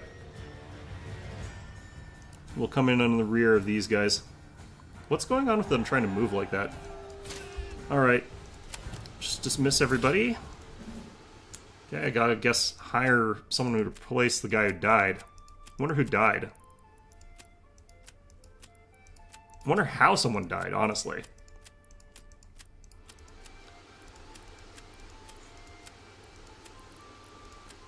Yep, fully upgraded. Honestly. Alright. Well. That's how that went, I guess. Let's get those houses that we were trying to get. Apparently I can't actually build these this way. No, I can. Don't know why I was saying I couldn't last time. Yeah, I think I started this late, so these are going to be in a bit of a pickle. Not super happy about that, but whatever.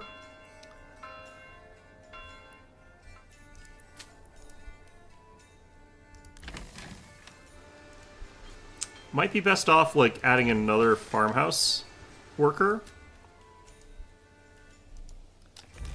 Although, actually, no, I can't do that. Because I need to have someone building these houses. Well, maybe I'll just be okay if I can't even get a whole field planted. That would probably be okay. I think I'm actually supposed to be plowing the fields in the, like, before spring, now that I think about it. You know what? It's fine. We'll be okay. We probably won't. This is probably a disaster. Summer's coming soon. Okay, now we can get one of those guys moved in here. Once that gets built, we upgrade it to have 2, and then maybe we'll have enough to get this done in time.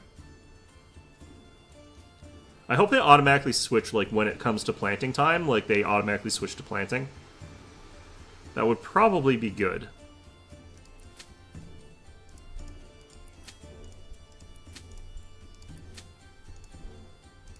You should actually be fallow, then wheat.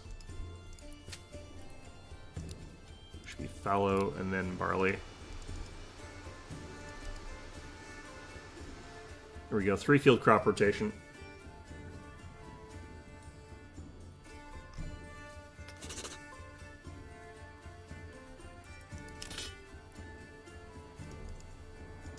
Weird that none of our spearmen died in that engagement, but a bunch of our other guys did. Slightly irritating. Alright, let's see if the blueberry prices have stabilized at all. Berries have stabilized. We could actually start selling these.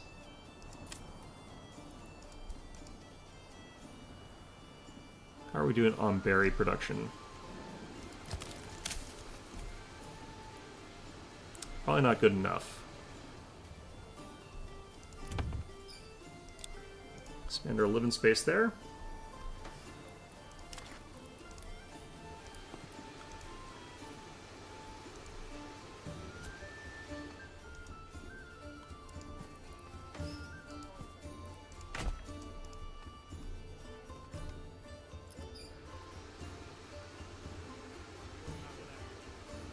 I keep building other things, that's why we can't actually get any of this building done. It's fine though.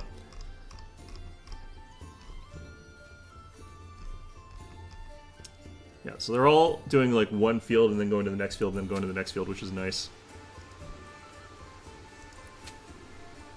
Working together, using teamwork. Getting things done. I'm okay with that. We're at like 100% happiness here, which is really interesting. I've never gotten that high. I don't think it does anything, though.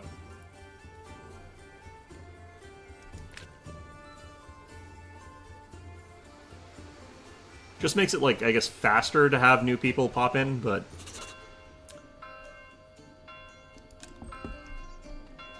Why is this work area empty?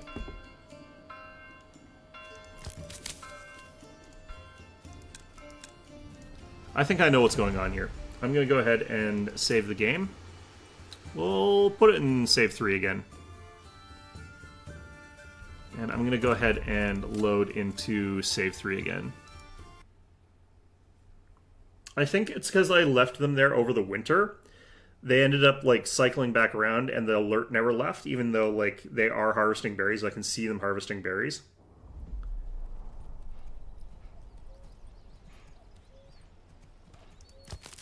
Yeah, the alert's gone. So that was all that was. They were harvesting too, so I don't think that's a problem. Maybe they weren't actually, but... Alright, let's get another person in there, actually. I want to have lots of berries here. Because we need to start selling them again.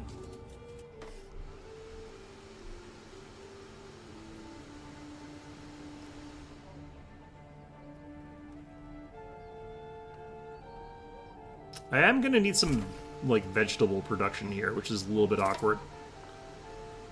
Wait, resources stolen by nearby bandits. Didn't we kill the nearby bandits? God damn, more bandits. Alright.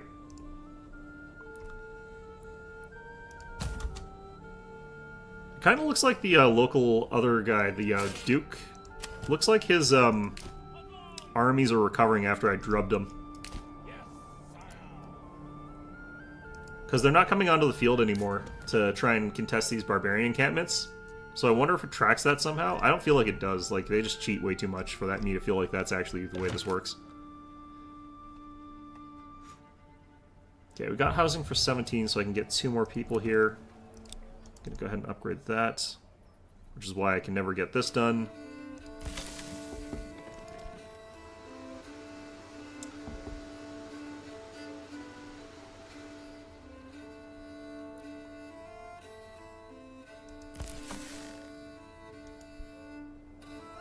Okay, I'm just gonna let people build. I'm just gonna let people build and not keep doing this. I don't think I actually have the goods for this.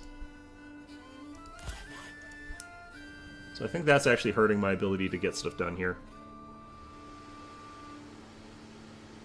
Alright, so we can get 2 more people moving in here.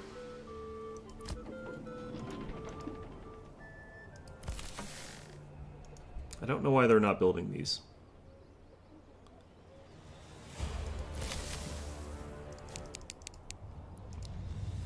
It was paused for some reason. I don't know why. What did that.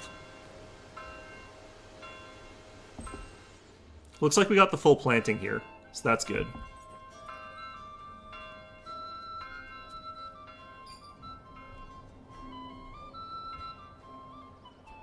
I want to get the stuff built fast, so I'm not going to put any more into, like, other buildings for a little bit. I do need more houses again soon. We're at 18 out of... we're at 17 out of 18.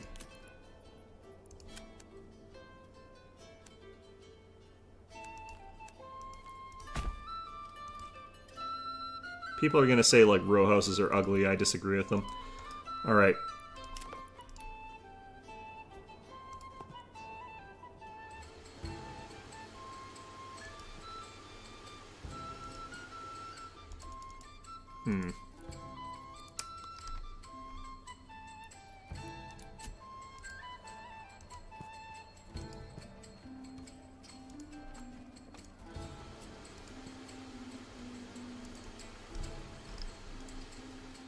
I've got way too much wood here. Let's take you off there then. This is probably out of actually wood to cut, because I probably need to do this again.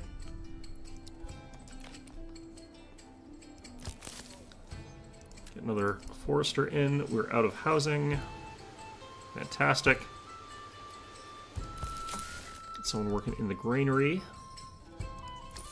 Someone working in the trading post. And the berries that we're trading down to, we want to trade down to like 30.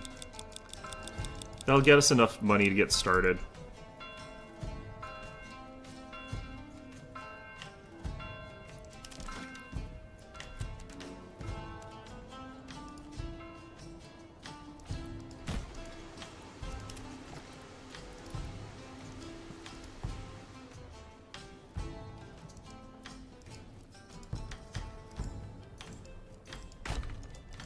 Okay.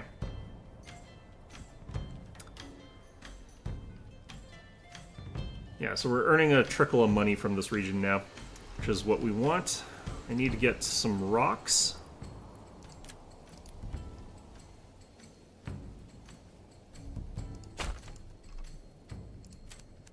Take a while, but that's fine. Now that we're earning a tiny bit of money in region, I can go ahead and upgrade our small stable to have another ox, which is what we want here.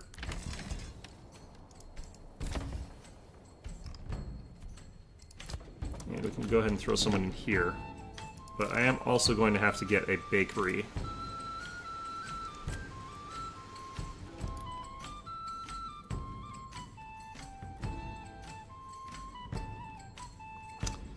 So I have to sit here and wait for it. It's fine. Get one more villager still. Have to build like houses constantly in this game. It's like such a huge amount of wood that you sort of constantly go through.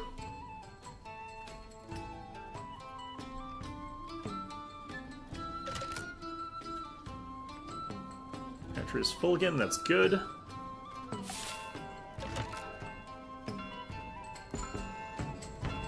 Ah, finally. Okay. I kind of want to save before I do this.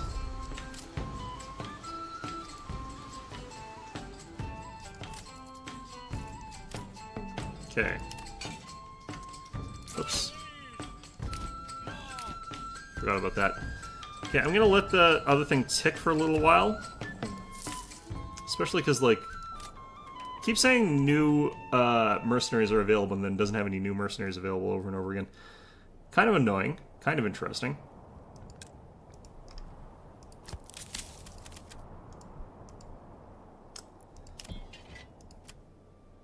Okay, I just have to wait till this is, like, just about done, and then we, sort of reach in and smack them.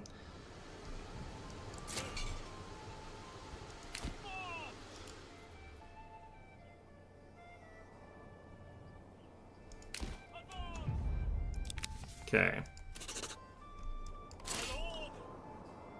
And we'll drag you guys all the way back up here. And I think we can fully upgrade that one, actually. 68, yeah, that's fine.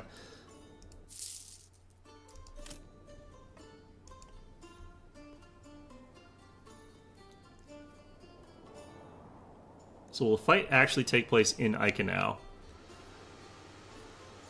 Who knows?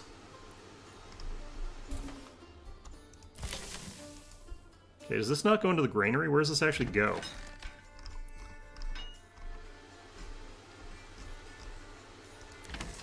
The crops are being harvested here. I'm not actually sure where it goes, though. It looks like it's these bundles. That's probably what they're doing, is they're bundling it up first, and then they'll carry it around later. I guess.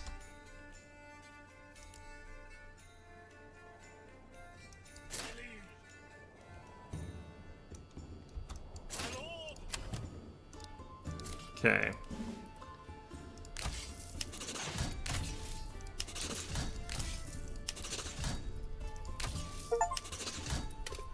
Nope.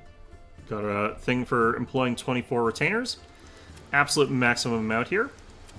I don't know why it's saying defeated foes. These guys are brand new. Or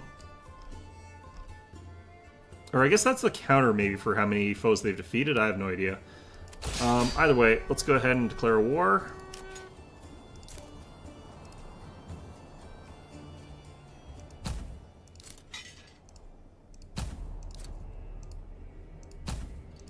Where do these guys come from, anyway?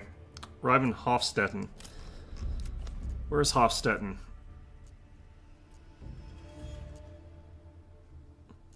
Is that here?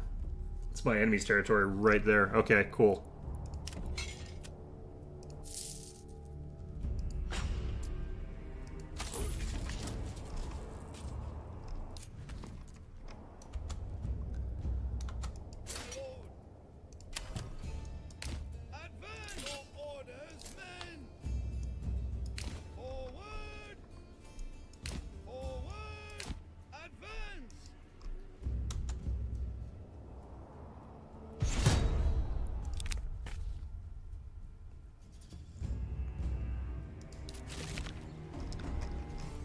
But, did that way, that did that. Alright. So where are they?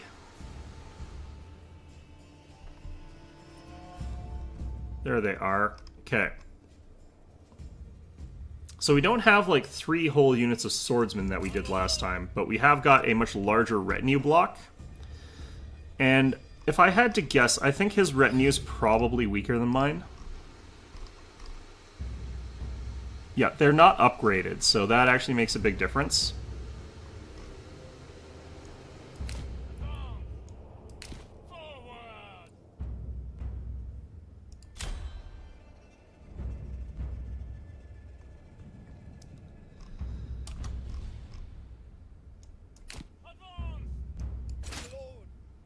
Okay, so we'll set up a battle line like over maybe here.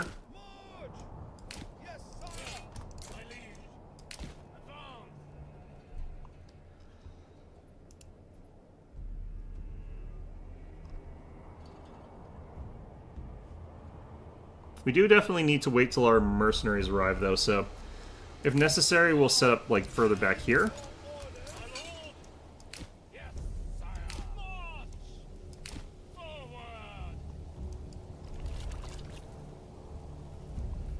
Our exposed stocks are getting soaked, apparently.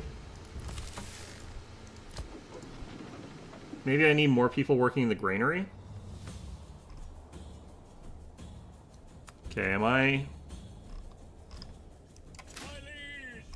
Okay, let's move back to here.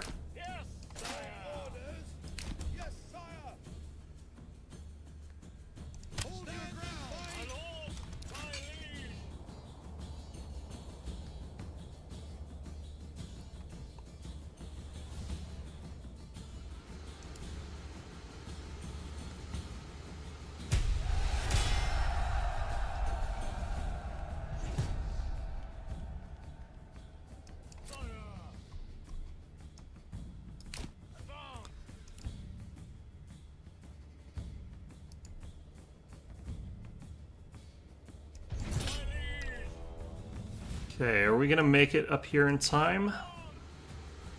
Sure hope so.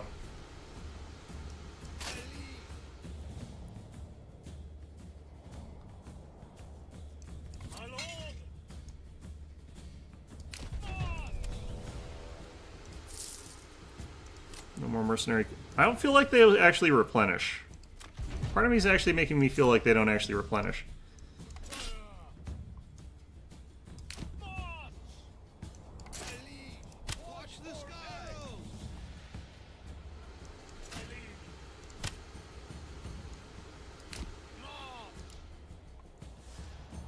Okay.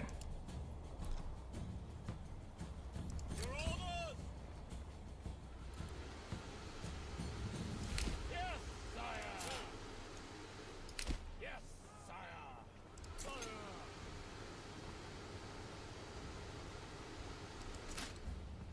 So are these guys actually firing at all? My liege! My lord! Yes, sire! More!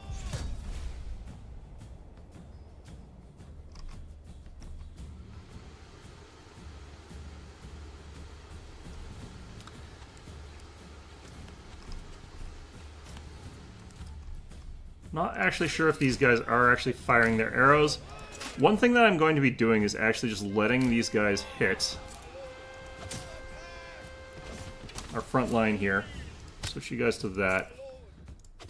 Kill them! Destroy them! Advance!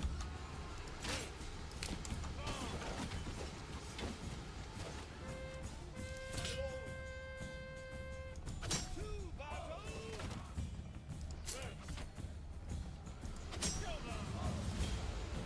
Just to keep parts of their units busy so that I'm hitting them sort of like with multiple units here. Sire! Stand fast! Men! Units, stay still! Just because like the archers aren't even ours, so letting them take some hits, take a bunch of hits even, is kind of fine. So this unit's going to be in trouble now. Their retinue, however, is getting chopped the hell up. We've lost a couple units from here. That's fine, though. Losing more than I'd like to, though.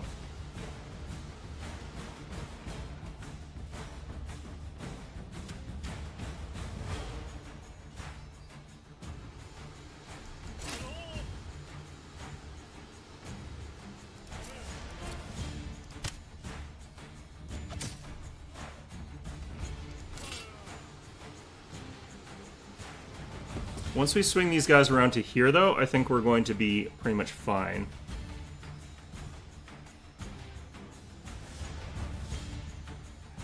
I don't think the archers actually deal very much damage.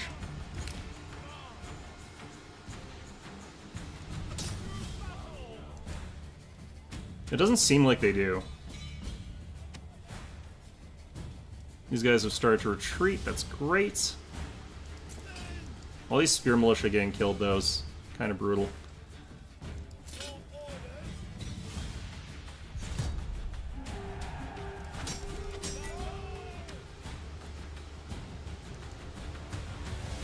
Okay, these guys are going to shatter pretty quickly here, thanks to this. Okay.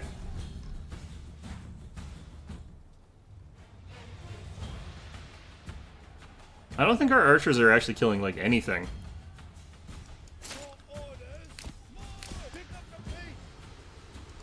So I certainly do think that ignoring them is fine.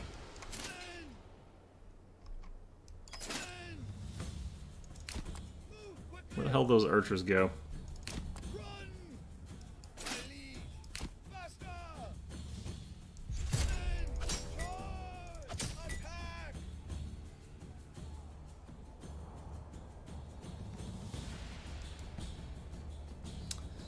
Alright, so the number of families here that were lost looks like that actually doesn't account for much. Strange. Okay.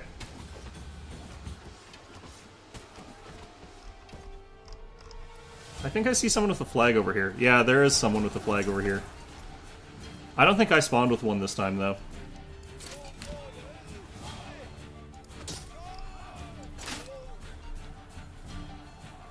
So since archers don't seem to have, like, proper melee weapons... Oh, they do have melee weapons. I think that we should still actually be able to roll them pretty badly here, though. So they were... my guys were contributing, I guess, to the melee fight, it looks like. My archers. So that probably did actually help quite a lot, letting the mercenaries absorb that. Alright, so that's them. Out of it. Let's just band everybody. Peace declared, and we get this province for free. So we just want to let our army recover itself. And once we do that, then we should be able to go for another round. Okay, why is this the way it is? Like, where do we actually store grain, I guess, is my question.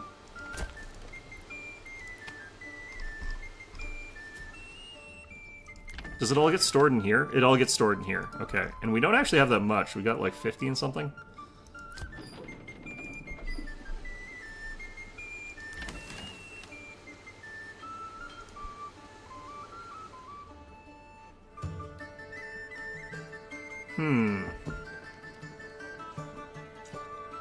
The logistics of this is kind of awkward. I've got actually 109 wheat, apparently. But how come we're not getting, like... Converts grain to flour. So what converts wheat to grain? It's this thing. So it has to be threshed first here, apparently. Oh, they're still pulling it off the fields, that's why. Okay, so they're not done yet. Our food and our fuel is doing bad.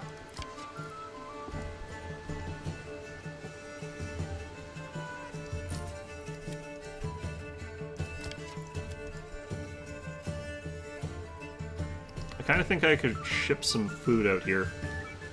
Oh, I hate finding this berry hut in here.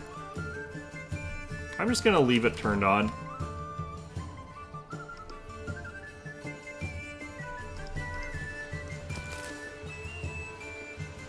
Yeah, you know what? I'm just gonna leave it turned on like year-round, even though it's a huge waste.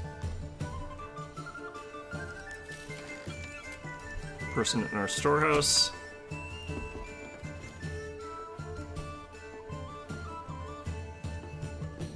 Yeah, I think we're getting replacements up here. I think that's what's happening. Yeah, our population must have dropped. I think we're down a bunch of people, even though the households and stuff like that and the workers... Okay. So that's fine. Down here, we actually have enough people that we could really be... How do I actually do this? I think I have to go in here.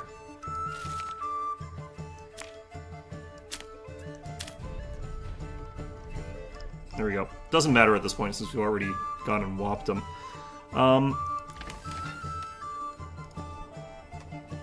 Okay.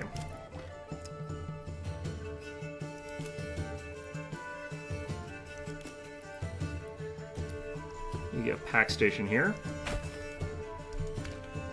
And we'll be sending barley up to our capital. And that'll be, I guess, helpful. Up to 194 bucks here, so that's actually pretty okay. Let's get some eggs. I think this kind of place is what we want for that. Chickens.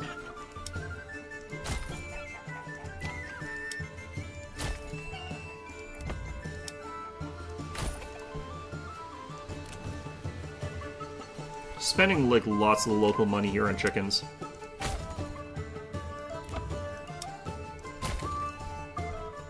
Any of that sort of supplemental food is going to be probably pretty good for us here. But we are at... What? Ah, right. 19 out of 19. The chicken coops being a thing that we needed built was stopping us from having access to things. It's fine. We'll just, it's fine.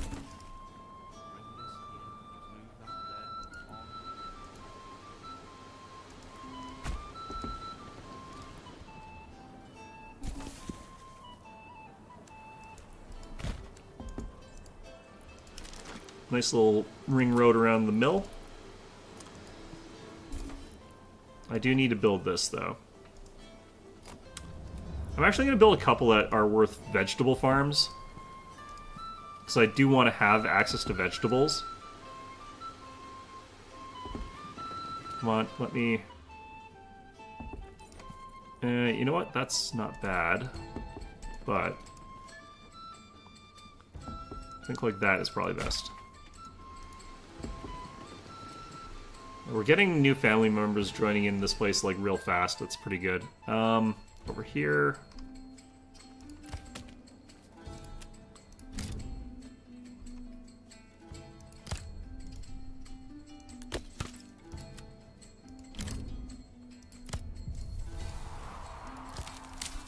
Forestry Lodge is working well here. I can't cut near the berries. If you do that, you actually destroy the berry deposits. Same thing with the wildlife. So, kind of have to be careful about how you're cutting those.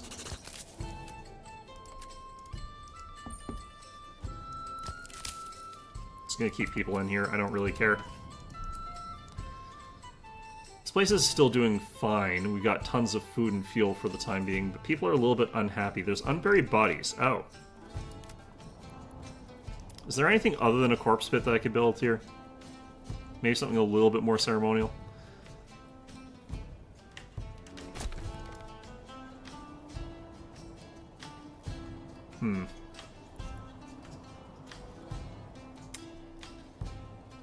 Alright. So down here, I want to get another manor built. I have to do this for a little bit.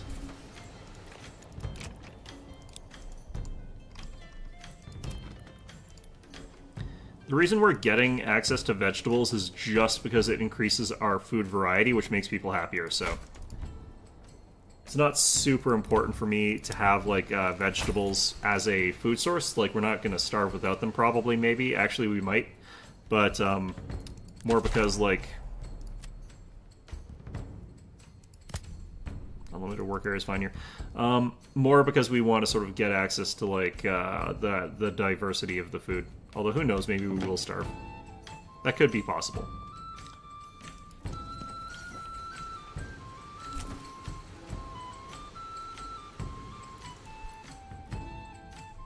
Okay.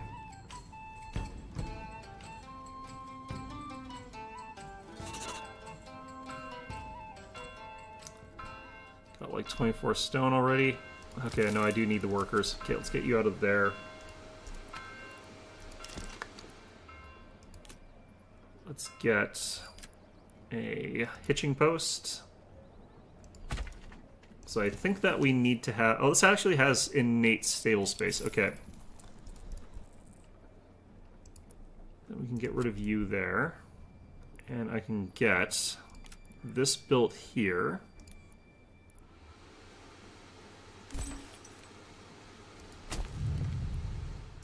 And we'll just commit to that. We don't need to have it upgraded yet. So once we get this pack station... I have to figure out the name.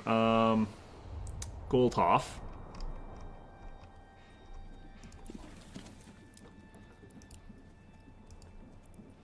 Receive. Berries, maybe? And we'll send...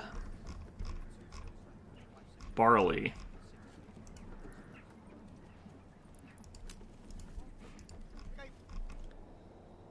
And we'll go over here. Look for my pack station.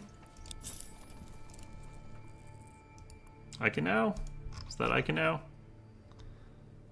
Wallbrand. Okay. Going to send them berries and receive barley.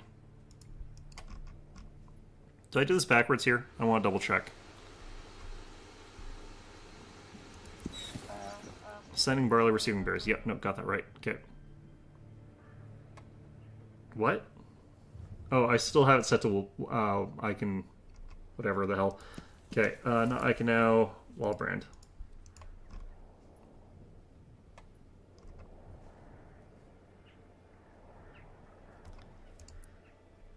I need people working the corpse pit? That's pleasant.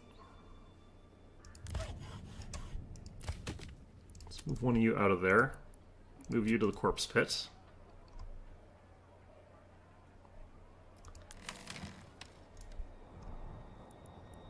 I do probably actually need to build some more housing in this district.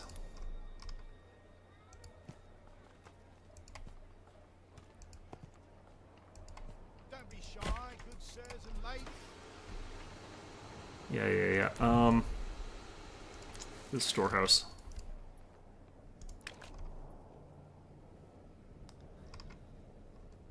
Okay. Mill's going. I can go there now. And that should actually also boost our food production by a decent amount, because we'll now be getting food from bread. I don't know how efficient, like, communal ovens actually even are, though. Like, are we actually going to get a lot of bread from this? Who knows? Okay. This is the part where things get expensive. I need to start putting fences up here. You guys are going to be fallow next year. And you guys are going to be fallow next year.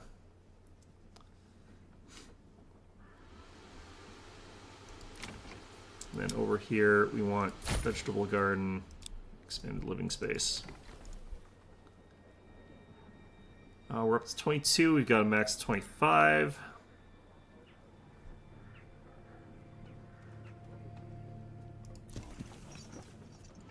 Barter value 1.0 times.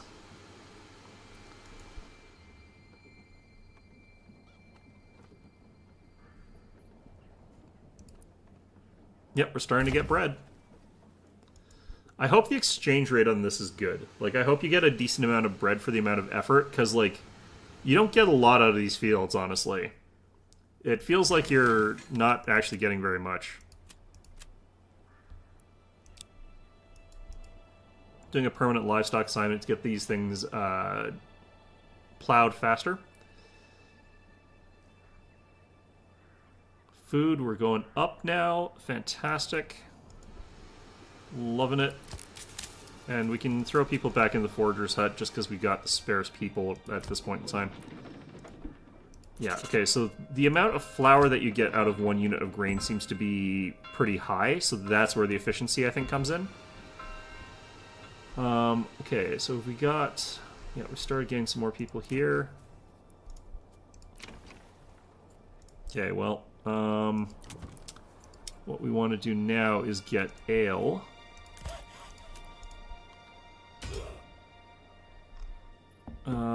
Policies in Wellbrand, those don't really work for us because we want farming here, and there's no good farming policies. The only ones that exist make your people more miserable, so not really something we want to do here. We are catching up on our food production. Fantastic. Logs are doing okay right now. I don't know if I need actually much more here. I can't afford this. Let's go ahead and get it. So, we've now got a second retinue. And that's because we get a retinue for each of these provinces. Having multiple retinues, I'm actually not sure why the AI gets a 36-man retinue. I don't... Maybe that's in the tech tree somewhere. I don't think it is. But, I guess that's a thing that can happen. But having multiple retinues is going to make us much more powerful, like, when we have to fight. So, I think that's going to be really good for us. Okay.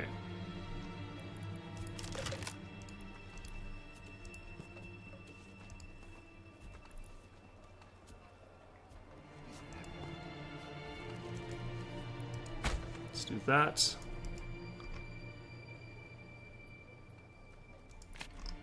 Apparently there's a rotting corpse down here. Where is that? Yeah, Wallbrand. Okay. Put that near the manor as a testament to the ability of my men to kill other people, I guess. I don't know. I could actually start trading out the berries that we're receiving from trade here, from barter. Okay, we're up to 5. I need to go ahead and get this burgage plot into a brewery.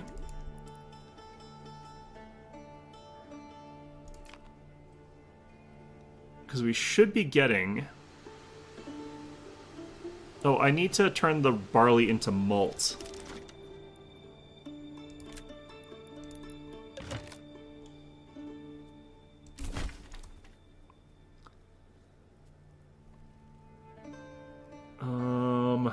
2 more spaces, 1 more space. So we should be able to get 1 more person moving in.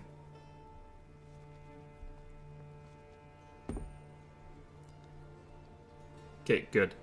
And then we can have them thrown into the malt house here.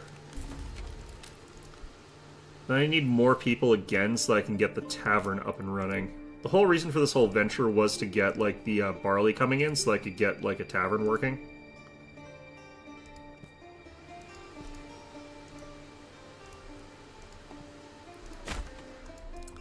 So, that's all pretty good. This should actually put us in cap for the army there, which is nice. Down here. Up here. I do need things that'll get me a little bit more, like, regional wealth.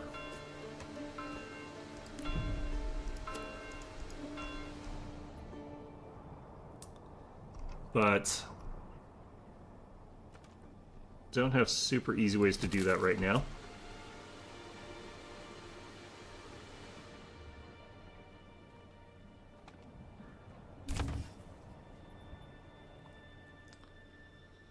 So you can see how much faster, like, this place got plowed thanks to, actually, no, it's not being plowed. It's being upgraded. I hope they finish quickly.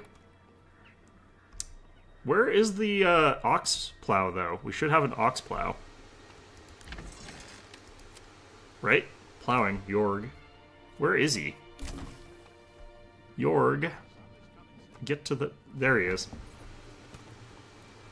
Get the hell to work. I think I need to buy, like, a bunch of sheep for this place, though, as well, which is going to be interesting. I don't know where you purchased that, honestly. No, that wasn't Jorg. Oh, maybe it is.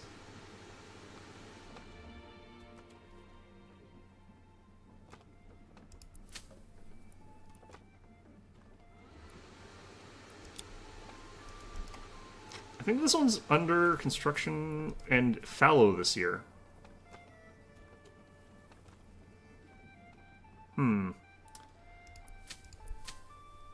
No, this one's fallow, this one's fallow. What's going on here, then?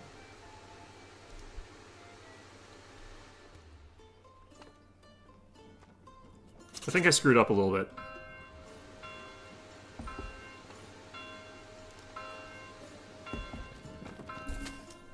Which does suck, but fortunately these people have plenty of food right now, so it doesn't suck that much.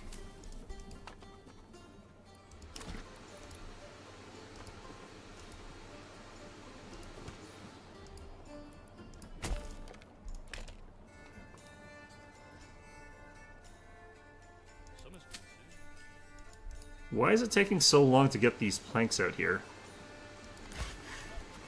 Like, we have the planks. It's, like, in storage, but...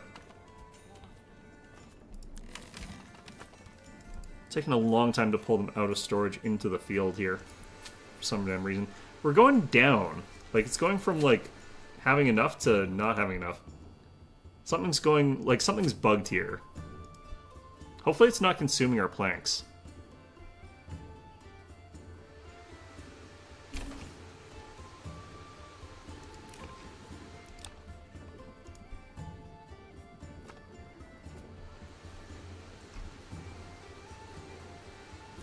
Okay, so we now got the upgraded manor over here as well. I'm going to change the tax to 4% here as well. Wait, what? Alright, I guess we're doing 3%.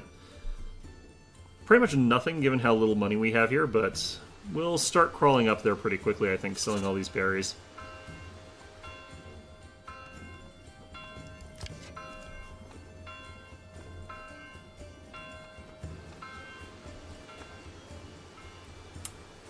Okay.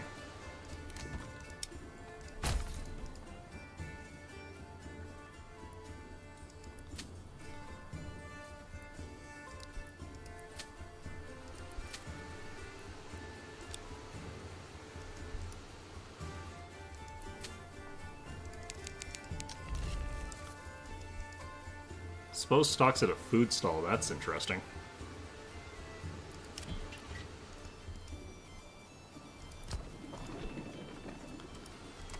We still baking? It looks like we're out of baking goods.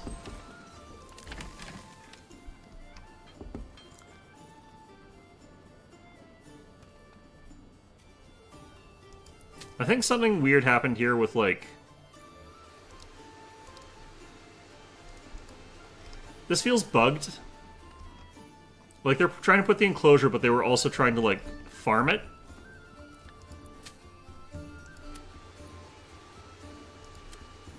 Yeah, I think that's what happened.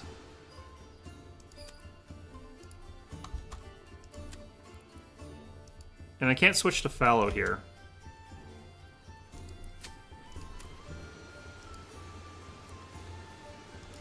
I'm gonna do force early harvest and see if that fixes it. Looks like we'll also get some of the grain from it, so that's nice, I guess. What's going on over here?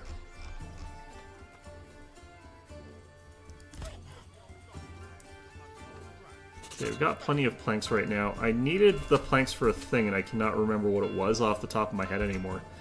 That's not good. Malts distillery, or malts, or whatever. No, actually, we got that, right? Yeah, we've got a malt house. Oh, tavern. Nope. Apparently I can get that without that. What did I need it for? Right, well, maybe it'll come to me eventually.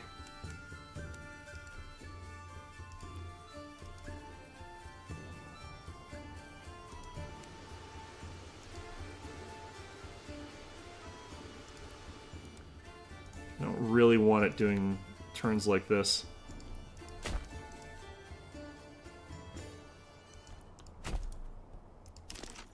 Alright, so you can't get directly from the church to the pub, but it is right next to the pub. Once we get that up, we can start turning some of these guys up to level 3.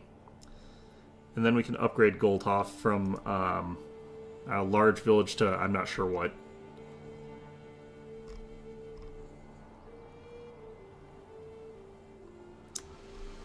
I need to find a good thing for Goldhoff to trade out, though. I'm gonna have them sell shields, I think.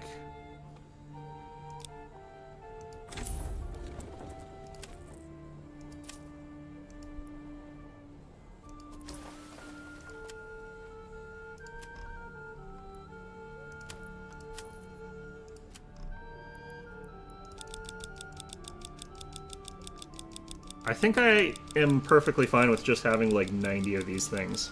Or even less, honestly.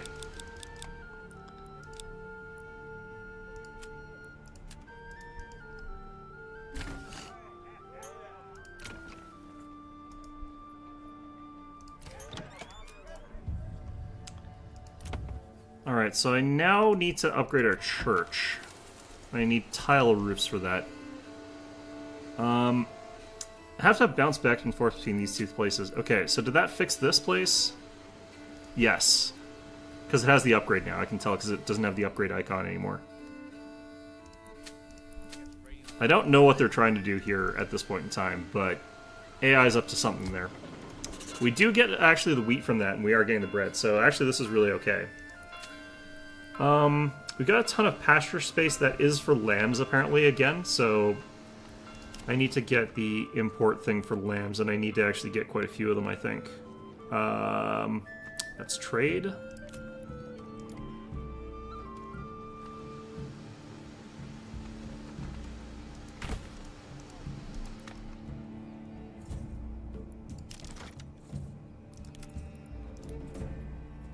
How are we doing on food right now? Our food is fantastic. It is our fuel that's going to run out. Come on.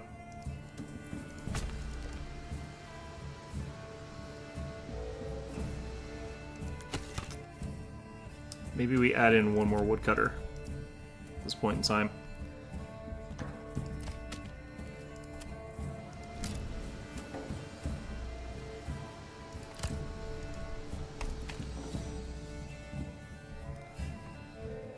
However, though, I think we're doing pretty okay right now, in all honesty. We're not, like, hyper lacking in anything right now. Starting to earn some more money here. Yeah, that's actually a lie. Okay, I wish that would be something they'd fix, but it's kind of not that important.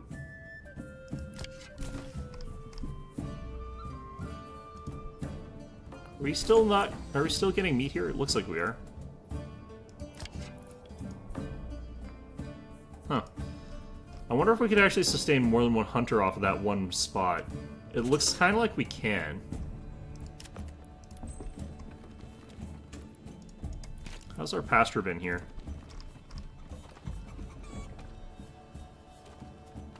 Materials. So we've got 46 wool now. I could start getting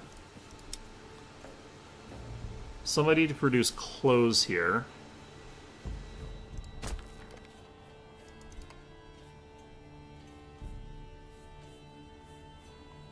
Oh, I think I know what we were going to do. Brewery? No, we already got brewery. What were we going to get?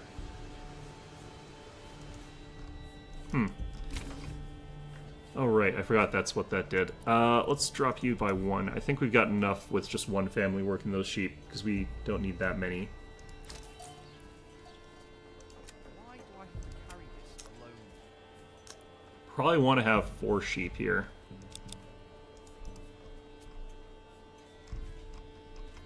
Okay, I'm at 367 gold. I need to do probably army upgrades.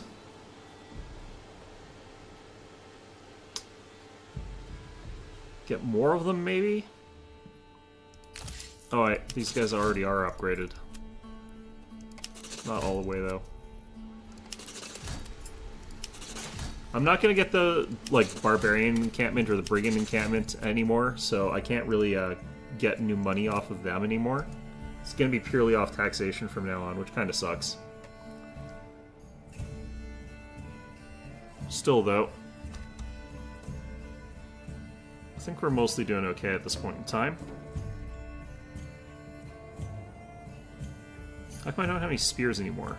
I have all my spears. It's because I'm out of, Oh, wait, so I started building pole arms. I might be out of iron, though.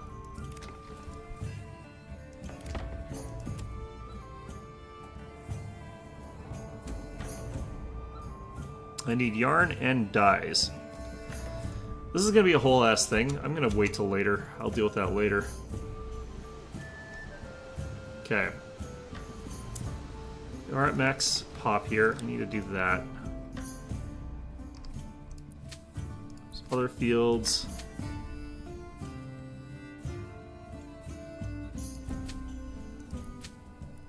Yeah, barley just does not produce.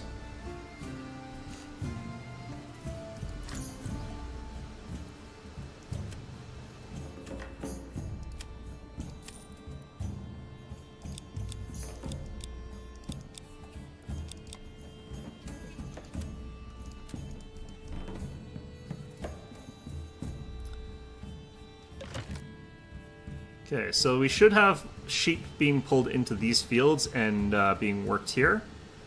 I'm not 100% sure if that works without me also getting a pasture or sheep farm.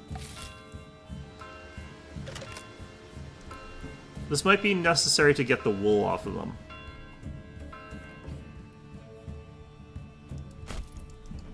So let's do that.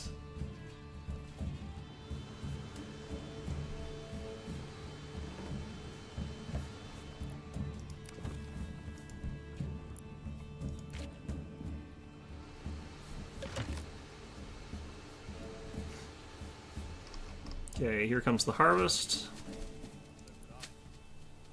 Somehow this place already has, like, some grown here somehow.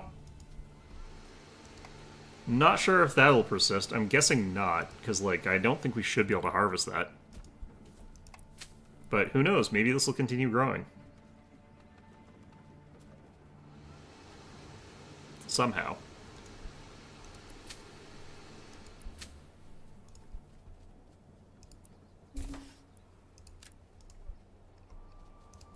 So it does say that we've got pasture space. quite a bit of it, in fact, so... I don't know. But doing this 3-field rotation, we should perpetually have, like, 2 fields available for that. I'm gonna hit burn field, maybe? Oh no, they're harvesting. And there is actually a yield somehow. That feels bugged. That feels fairly bugged. I will take it, though. Okay, so they have to go back and get to threshing now.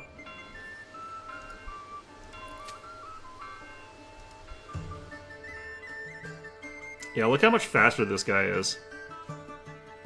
That was what was bugging it, though. He is doing a terrible job of being optimal, though. He's, like, going from one end to the other instead of the way he should be. Just, like, turn around back and forth. This is, by the way, why you're supposed to have, like, long strip farms instead of, like, having them be some other way. How come you guys are not threshing this? Do you wait till winter for that? It should still get done, but, like, it is kind of weird how they're doing it.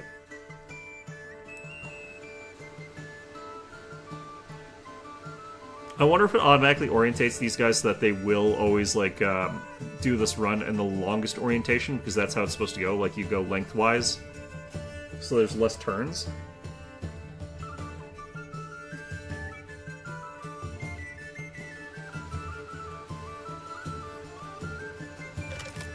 This is nowhere near fast enough, though.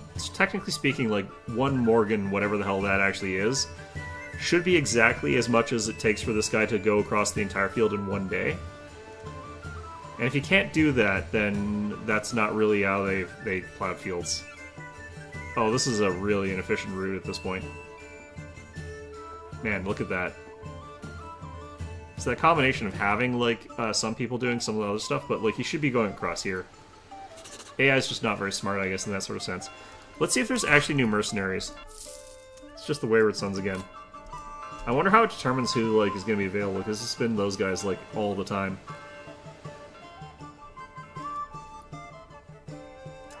Okay. I should probably be upgrading a bunch of these plots here.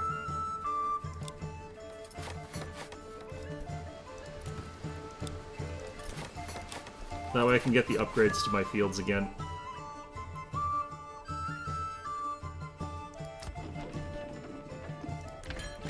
So we should have some people go back and start threshing now, I'd imagine.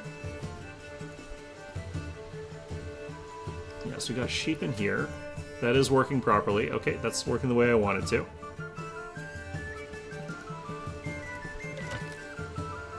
I had it set to force early harvest still, so they harvested, I guess, as soon as it was available as an option. There we go. Grain. I think it's 1-to-1 for wheat to grain. Actually, no, it can't be, because we had 71 and we went down to up to 6 somehow.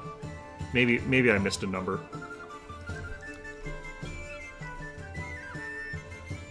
Alright, how's things going over here?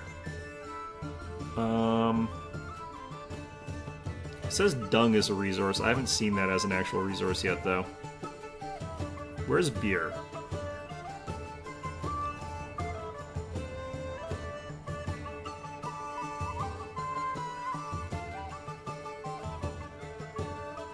Yeah, I don't see ale on here. I see malt on here. But intermediary.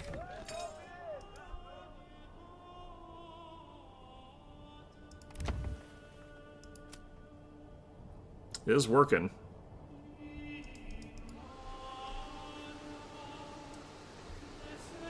Still, though, I think we can call this a session for today. I've gotten through quite a bit, and I'm pretty happy with our progress. This place is actually doing pretty well now. It's not like hyper wealthy or anything like that, but these fields here, looks like we're able to boost it up to pretty okay, but you might actually have to do some years where you have them on follow for twice, which is kind of awful. Or it could be that I don't have enough animals. Because I think the fertilizer comes in with, like, if you've got more animals, it's better. So I might have to, like, buy enough sheep that that's completely filled in. Oh, I get what's going on. This thing has a certain amount of like pasture space in itself, so you can have like the sheep in the livestock training post. So you don't have to. Yeah, okay. I actually have enough room for like a crap ton of sheep. That means. So I could go up to like 50. I could actually go up to like 100, and that would be sort of how many sheep we could have. It's kind of ridiculous, actually, given how much they're charging for these things. But we want to do this so that we can get as much like fertility into the fields as we can. Okay, I'm going to do this here, and just try and get all of these done.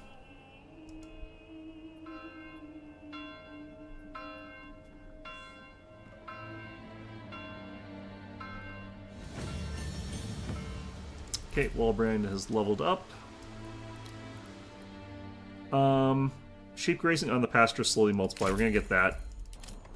I do actually want to get, like, irrigation, but I don't know if droughts exist yet.